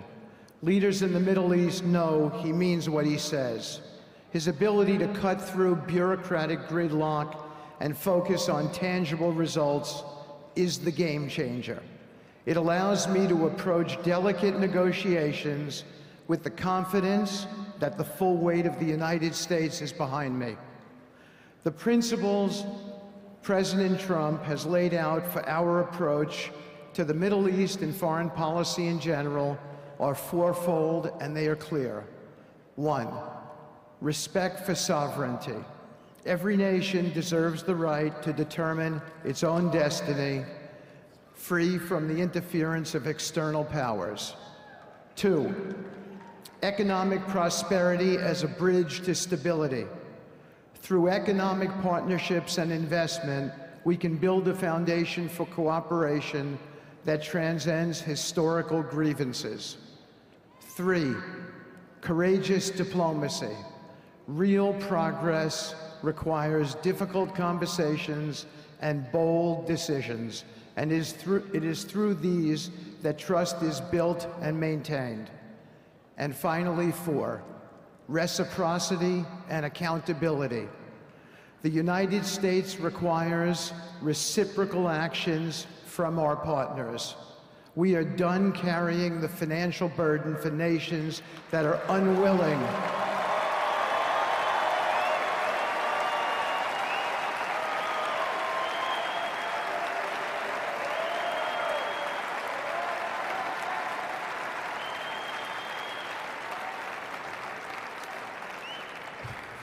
We are done carrying the financial burden for nations that are unwilling to fund their own progress. The days of blank checks are over.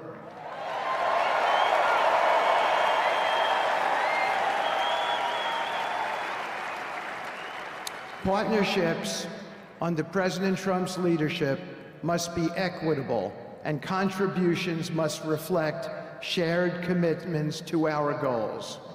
In my work, I've seen firsthand how these principles resonate. They provide a foundation that transcends politics and speaks to the shared humanity of all people in a region. Leaders across the Middle East recognize that this Trump administration is serious about results, not symbolic gestures, but real, meaningful progress that improves lives. Thank you.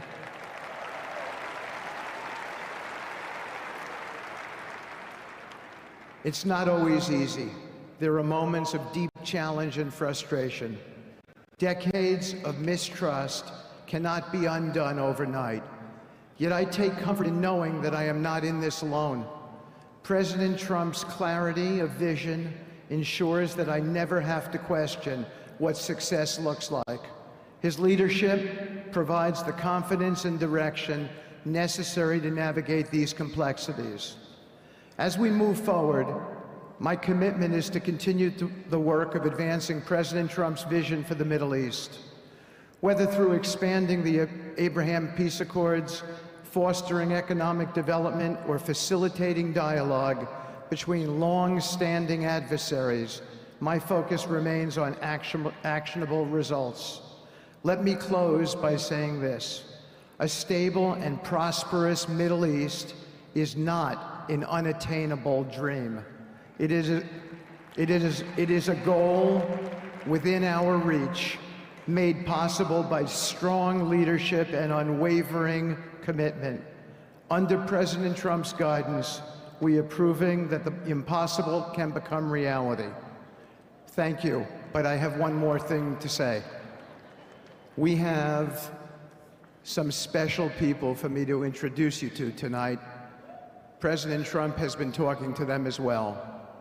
They are the families of hostages from Israel who have been in Gaza for the last year and a half. There are many of them here today. Several of the families have lost children and loved ones, and they're here because they're part of an effort to retrieve their bodies so they can be buried in a proper way.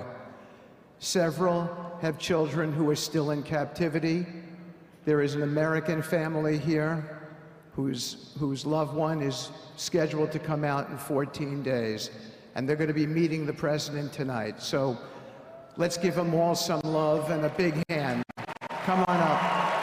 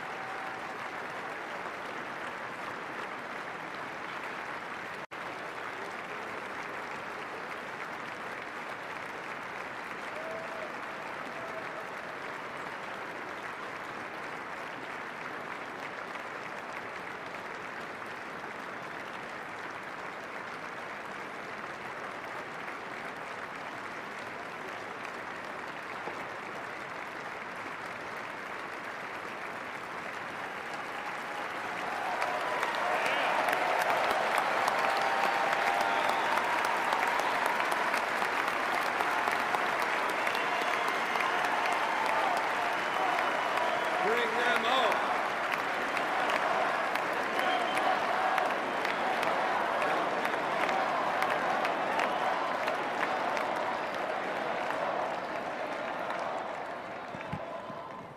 And now, I get to introduce my dear friend and the President of the United States, Donald J. Trump.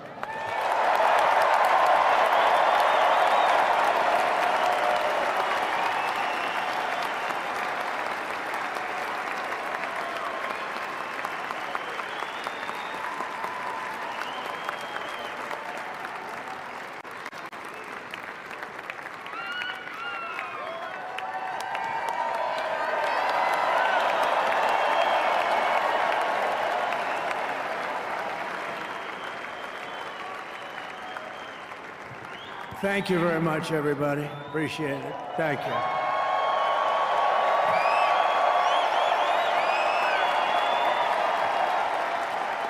So now the work begins. We won, but now the work begins. We have to bring them home.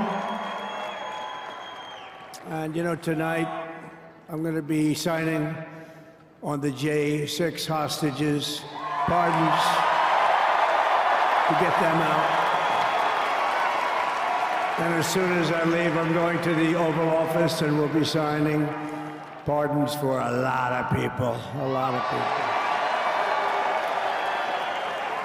And thank you to Steve Witkoff. He's a great guy. He's a friend of mine. He's been a very successful man. He's a great negotiator. He's a wonderful guy. People love him. And he's got a tremendous power of persuasion.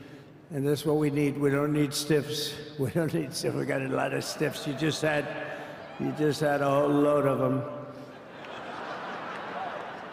And to the former hostages with us today, welcome. Welcome home. Some of the folks are former hostages. Not a good situation. The three young ladies that came home yesterday, you saw that. They're more coming home every day now. They're coming home. But they were hurt. They were hurt. They were hurt. One had her head blown off, fingers on her hand, and her hand indeed was blown off. She was trying to defend herself from a bullet being fired. You believe this? A bullet knocked off her hand. I don't know. You look at it, it's a disgrace. We never stopped praying for you, and we're so glad that you're reunited with your friends and families, and God bless you all. And some of them are just saying, no, my son is gone. But please just bring home his body, right, Steve? Many of you have told me that your son is gone, but bring home his body. It should have never happened. 3 years, it's ridiculous. Should have never happened. Wouldn't have happened. I also want to express my tremendous gratitude to the hundreds of thousands of proud American patriots who came from all across the country to join us in this celebration. It's a celebration of a big win.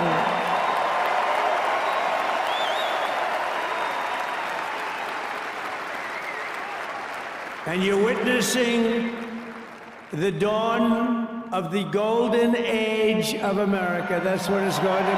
We're bringing it back. We're going to bring it back fast. We're going to bring it back fast.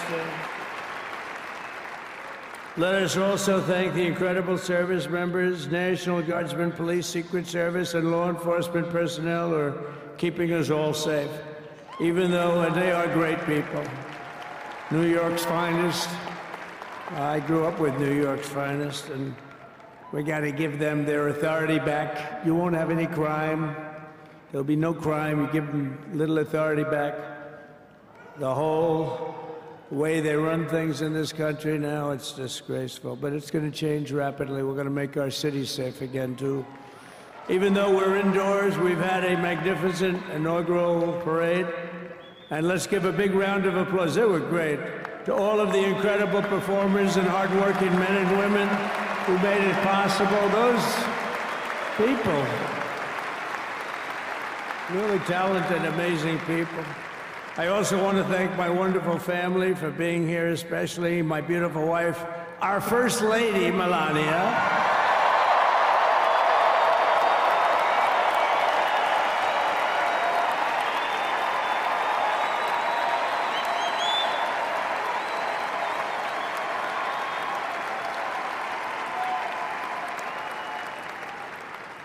They love our First Lady. And also, JD. How good has JD been? And his beautiful wife, Usha. How good is JB? JD has been great. He's another good negotiator, Steve. He's a great negotiator, too. We need negotiators in this country. But so many of the people on the stage behind, not only family members, as an example, Lara Trump, the wife of Eric, she was the head of the Republican Party along with my friend Michael. Stand up, the two of you. What a job. What a job they did. They worked so hard. They knew they'd be rigging, but they said, we're going to make it too big to rig, and we did. We made it too big to rig. We won every swing state by a lot. We won the popular vote by millions and millions of votes. We won the whole ball of wax. And now we're going to go and drill, baby, drill, and do all the things that we've wanted to do and bring your costs down, your prices down, and make our country safe. So thank you very much, Michael. Thank you very much. What a job you've done, Michael. I'm never moving you, you know. He was thinking about getting a nice job in the administration. I said, no, I'm leaving you right where you are. You've done a very good job. We're not moving you, Michael. I'm sorry. Anyway, thank you very much. Appreciate it. Appreciate it very much. Right here with us also in the arena, I'm about to sign some very important executive orders of our new administration.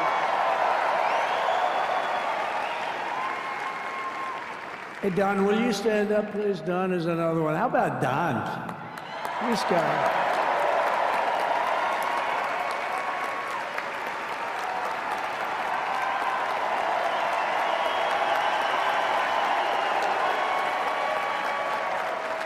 He's a popular one. He goes out and speaks. He gets a big crowd. He's a little on the rough side sometimes, but that's what you want. He's done a fantastic job, and he loves our country. Thanks, Don. Great job. You've done a great job. And Ivanka.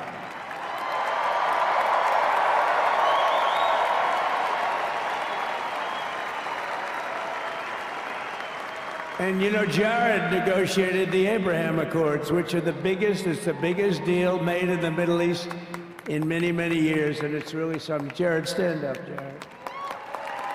The Abraham Accords.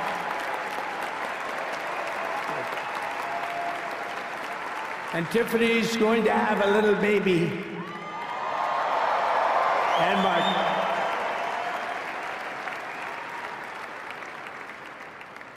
And then I have a very tall son named Barron. Has anyone ever heard of him?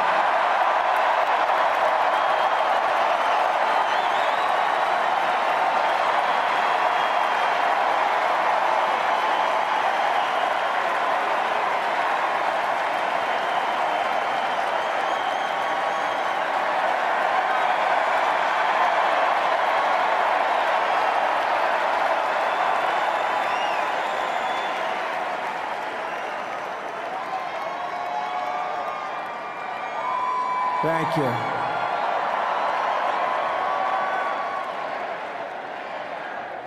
He knew the youth vote. You know, we won the youth vote by 36 points.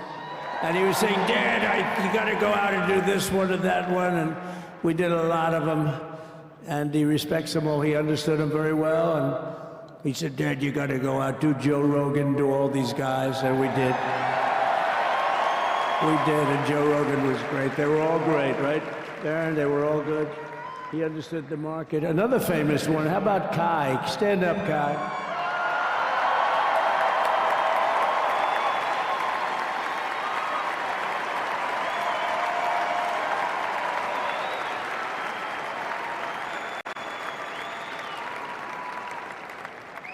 Is that Byron Donalds back there? Stand up, Byron. Stand up. What a future this one has. What a future. That's great, Byron. Thank you very much. And how about Lutnick, Secretary of Commerce? He's going to take in more money. than any country has ever even thought about. He's going to take in some money. And we have many others. Look, I'm not going to go through it, but we're going to sign some orders right now, and that's really what I want to do. So we're going to sign executive orders. First, I'll revoke nearly 80 destructive and radical executive actions of the previous administration, one of the worst administrations in history. Maybe not one of them, the worst. Anybody that would allow millions of people to pour through our borders from jails, prisons, mental institutions, insane asylums, gang members to be taken off the streets of Venezuela and deposited in our country, and many, not just Venezuela. You know, crime in Venezuela is down 74% because they took their criminals and gave them to us through an open border policy of the previous administration. All over the world, they're emptying their prisons into our country. They're emptying their mental institutions into our country. It stops as of 1 o'clock this afternoon. Okay, it stops.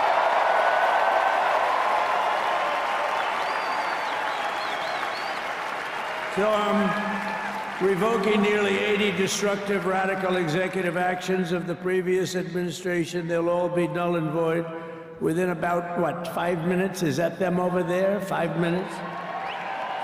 And next, to gain immediate control of the vast federal, out-of-control bureaucracy, I will implement an immediate regulation freeze which will stop Biden bureaucrats from continuing to regulate. Most of those bureaucrats are being fired. They're gone.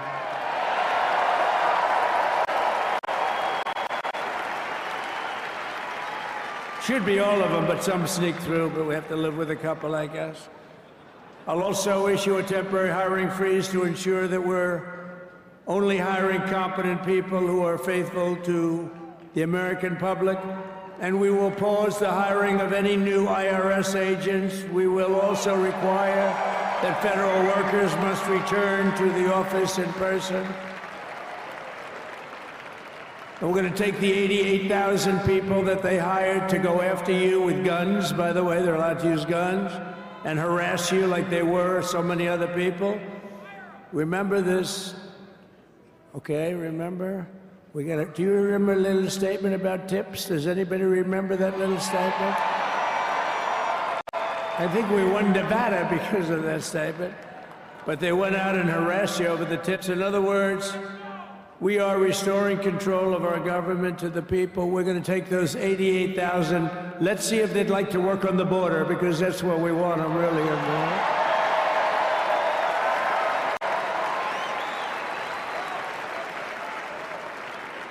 So we're going to have no tax on tips, right? No tax on tips.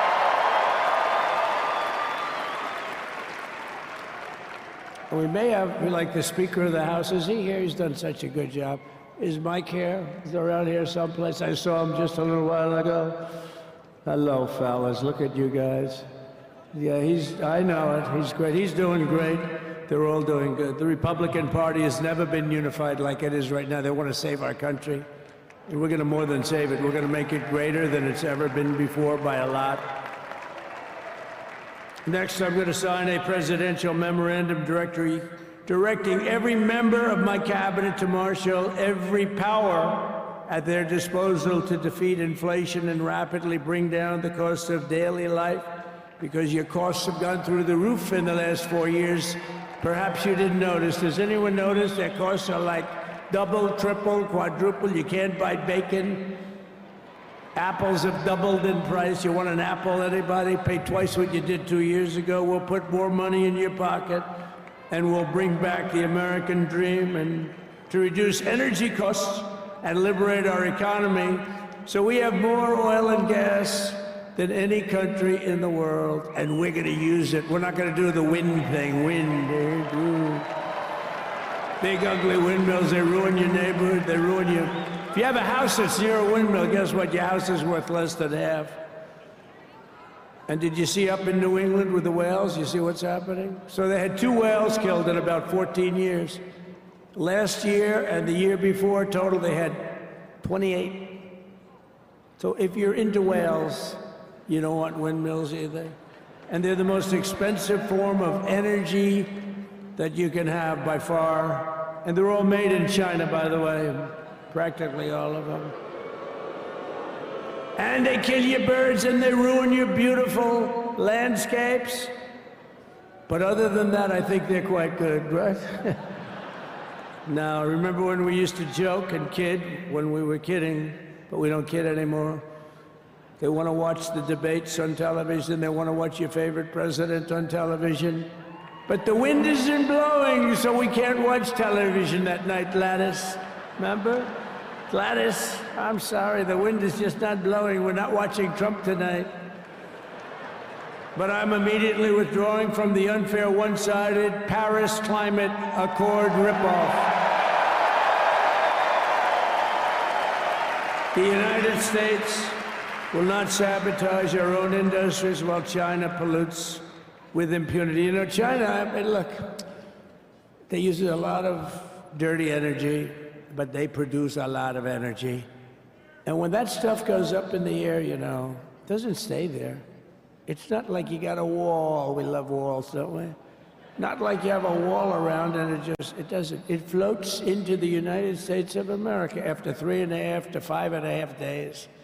It floats across the oceans and it comes right over your neighborhood and it falls into your neighborhood.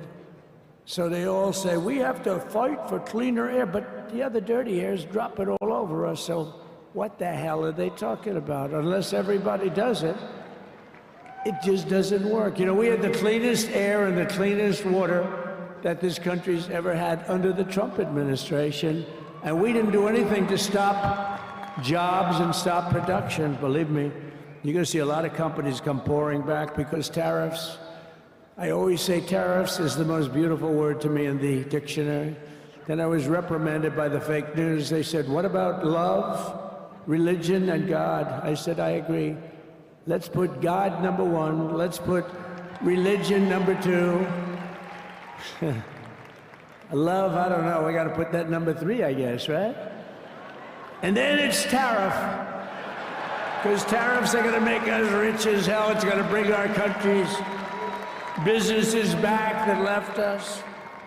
And I'll also sign an executive order to immediately end federal government censorship of the American people. In America, we believe in free speech, and we're bringing it back starting today to stop the weaponization. Oh, do I know about that? These creeps. Deranged Jack Smith. You ever hear of him? Deranged. He's a deranged prosecutor. He's sick. They suck him on me. He's now been reduced to getting on an airplane, going back to The Hague or wherever the hell he came from. We got to get rid of that guy. Hey, was he one of the many people that got a pardon today? Did they pardon Jack Smith? You know, did you know that Biden, while I was making my speech, pardoned his whole family?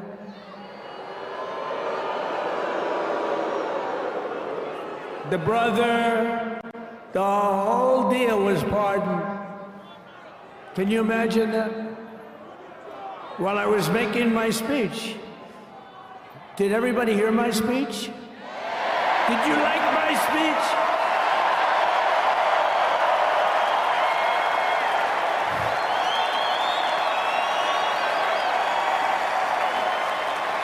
Thank you. I mean, the only thing wrong with it is I had a lot of tough things to say, and I have some great people that work for me. Sir, this is such a great speech. It's so unifying. Don't talk about Biden with his pardons of his family. We want a unified country. They said, don't talk about the J6 hostages that you're going to be releasing today. Sir, don't put that in your speech, please. I said, but I want to put it in my speech. They said, sir, it won't be unified like it is. It's so beautiful the way it is. And it is getting great reviews. You know, if I put things like that in, I'll get terrible reviews. One little paragraph that's a little bit wrong, the fake news goes crazy, right? So I said, all right, I won't put it in my speech, but you know what? I'm speaking in front of a hell of a lot of people at a place called Capital One Arena, and I'll talk about it there. So we're going to be going over to the beautiful Oval Office, one of the great offices in history. Even if it wasn't beautiful, it's the Oval Office, but it is beautiful. And we love the Oval Office. It all starts with the wars start and end there. Everything starts and ends at the Oval Office. We love it. But we're going to go to the Oval Office. We're going to release our great hostages that didn't do, for the most part, they didn't do stuff wrong. You take a look at what went on, and look what happens in other parts of the country. In Portland, where they kill people, they destroy the city, nothing happens to them.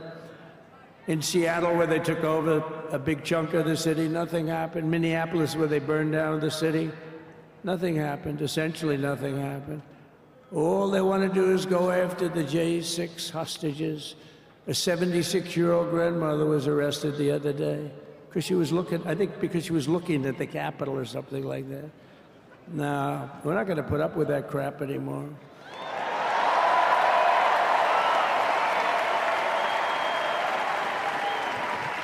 And to stop the weaponization of law enforcement, I've been investigated more than any human being in the world. I believe I have the all-time record. Every day a subpoena. Every single day would get subpoenas. I was more than any person. Alphonse Capone, remember I used to talk about it? Now, Alphonse Capone, Scarface, he was a pretty rough guy. He was investigated about 1/100th what Trump was investigated. My father's looking down at me, my mother, how the hell did this happen? You know what it is? They investigated their political opponent, the opponent of Biden, and then ultimately Kamala. Has anyone ever heard of Kamala?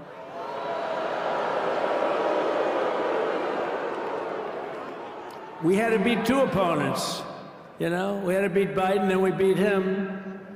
Now he goes on top. The guy was like 39 points down. I think I could have beaten Trump.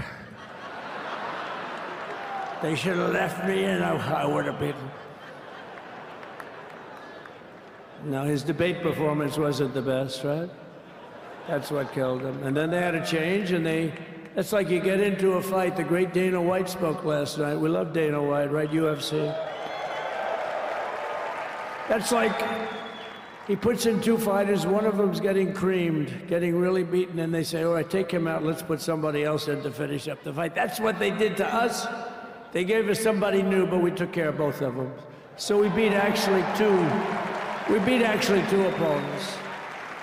But to stop the weaponization of law enforcement and our government, I will also sign an order directing every federal agency to preserve all records pertaining to political persecutions under the last administration, of which there were many, and beginning the process of exposing any and all abuses of power, even though he's pardoned many of these people. Can you believe it? He's pardoned them. You know why he did it while I was speaking? Because that way I couldn't speak about it. I was speaking. I didn't know he did it. I finished my speech, and they said, sir, he pardoned his whole family. I said, ooh, can I go back out there and talk about it? Somehow that wouldn't be very elegant. Our First Lady would say, please don't do that. But we have plenty of time to talk about it, and we will. We're doing all of this on our very first day in office. You know, don't forget, we've been in this position, really, where we won the primaries in record time. We were the fastest win of a primary ever in political history, which is a very nice thing. It's nice to know. Well, the second election was rigged, so we knew we were doing well. And if it wasn't, you know what? If it wasn't, I would have never run. But the third one was just a monster. Boy, was that a big one, huh? That was a big one. When the second one, we got like 10 or 12 million votes more than the first one. How about that? We did great on the first one. We did much better on the second one. But bad did we do well on the third one. So we're gonna have some fun. It's very simple. We're gonna make our country great. We're gonna make our country great again. We're gonna make America great again. How good a name is MAGA, though, right?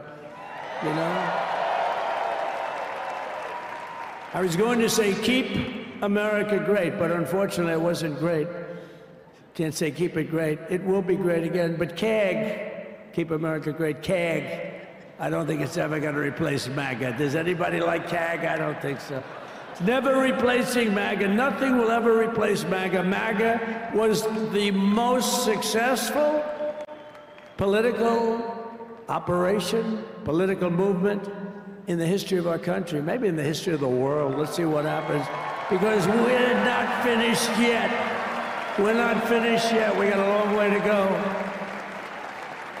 But we're doing this in the very first day in office, and in just a few moments, I'm not only signing the release of the J6 hostages, I'm signing other things that you're going to love. Oh, you're going to be happy reading newspapers tomorrow, and the next day, and the next day, and the next day.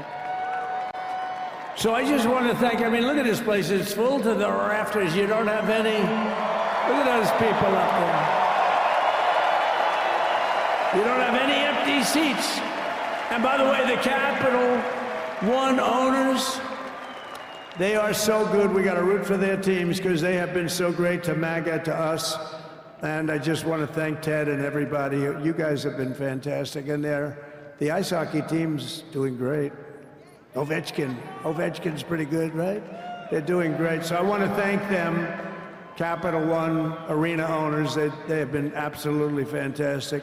And thank you once again to everyone. And I can only tell you, you're going to be very happy. You're going to watch a lot of good things happen. We got to stop some wars that are happening and going on. Some stupid things are happening. The war with Ukraine would have never happened, and it has. As you know, Israel would have never been hit on October 7th, and none of you would be up here. None of you would even know anything about this tragedy that you're going through right now. But Iran was broke. Anybody that bought oil from Iran, they couldn't do any business with us. You're not going to do business with America. China passed, everybody passed, they were broke. They didn't have money for Hamas, they didn't have money for Hezbollah. And your sons would be alive, and they certainly wouldn't be incarcerated like they are. It's a shame, but we're getting a lot of people out in a short period of time. So I'm going to go right over to here, and I'm going to sign in front of you. Is that okay? Good.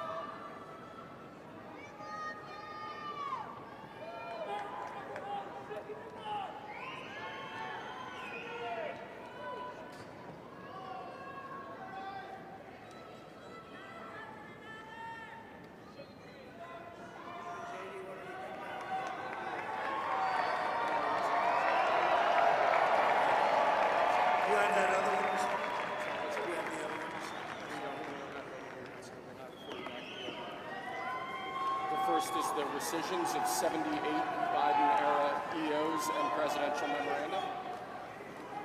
You want to call it out? Do you want to say it? Do you want to say it? Oh, if you want me to, sir. Why don't you say what I'm signing? Sure. The first item that President Trump is signing is the rescission of 78 Biden-era executive actions, executive orders, presidential memoranda, and others.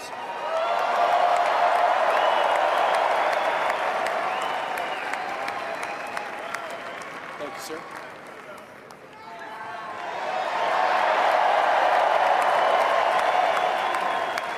Thank you. The second item, President Trump, is a regulatory freeze, as you announced in your speech, preventing bureaucrats from issuing any more regulations until we have full control of this, the government and this administration.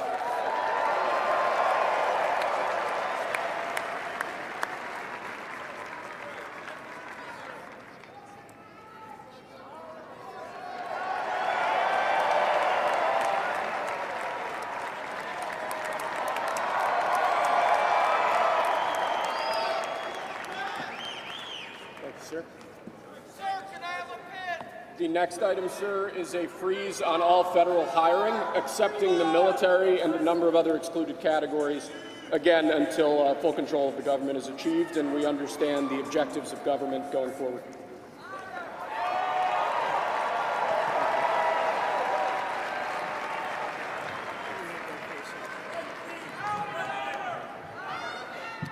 Could you imagine Biden doing this? I don't think so.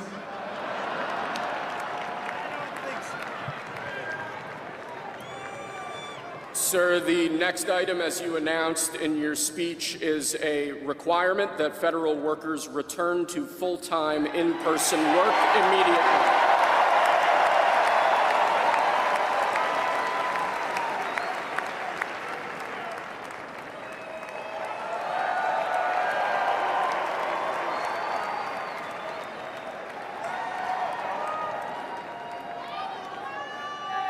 Thank you, sir.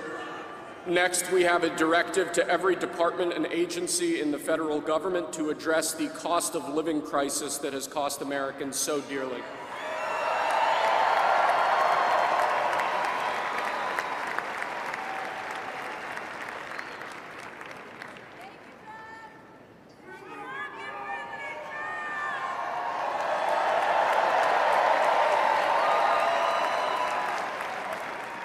Thank you, sir. The next item here is the withdrawal from the Paris Climate Treaty.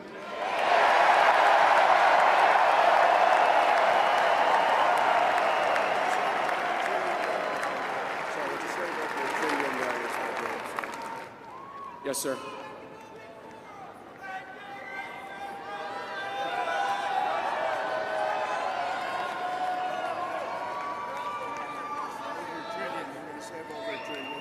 We're going to save over $1 trillion by withdrawing from that treaty.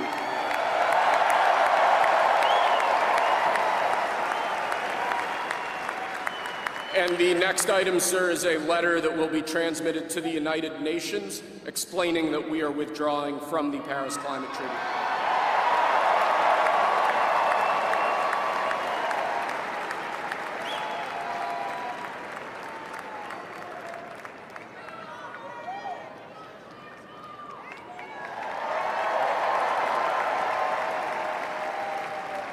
Thank you, sir. This next item is a directive to the federal government ordering the restoration of freedom of speech and preventing government censorship of free speech going forward.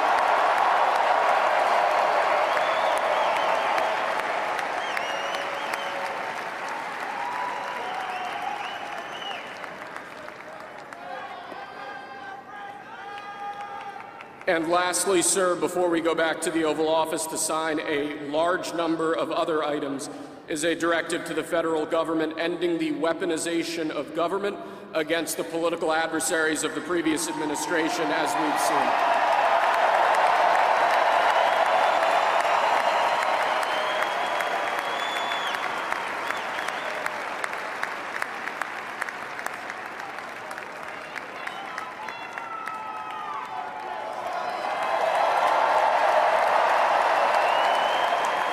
Thank you very much, sir.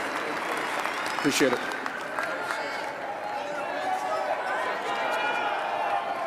Pretty fun job.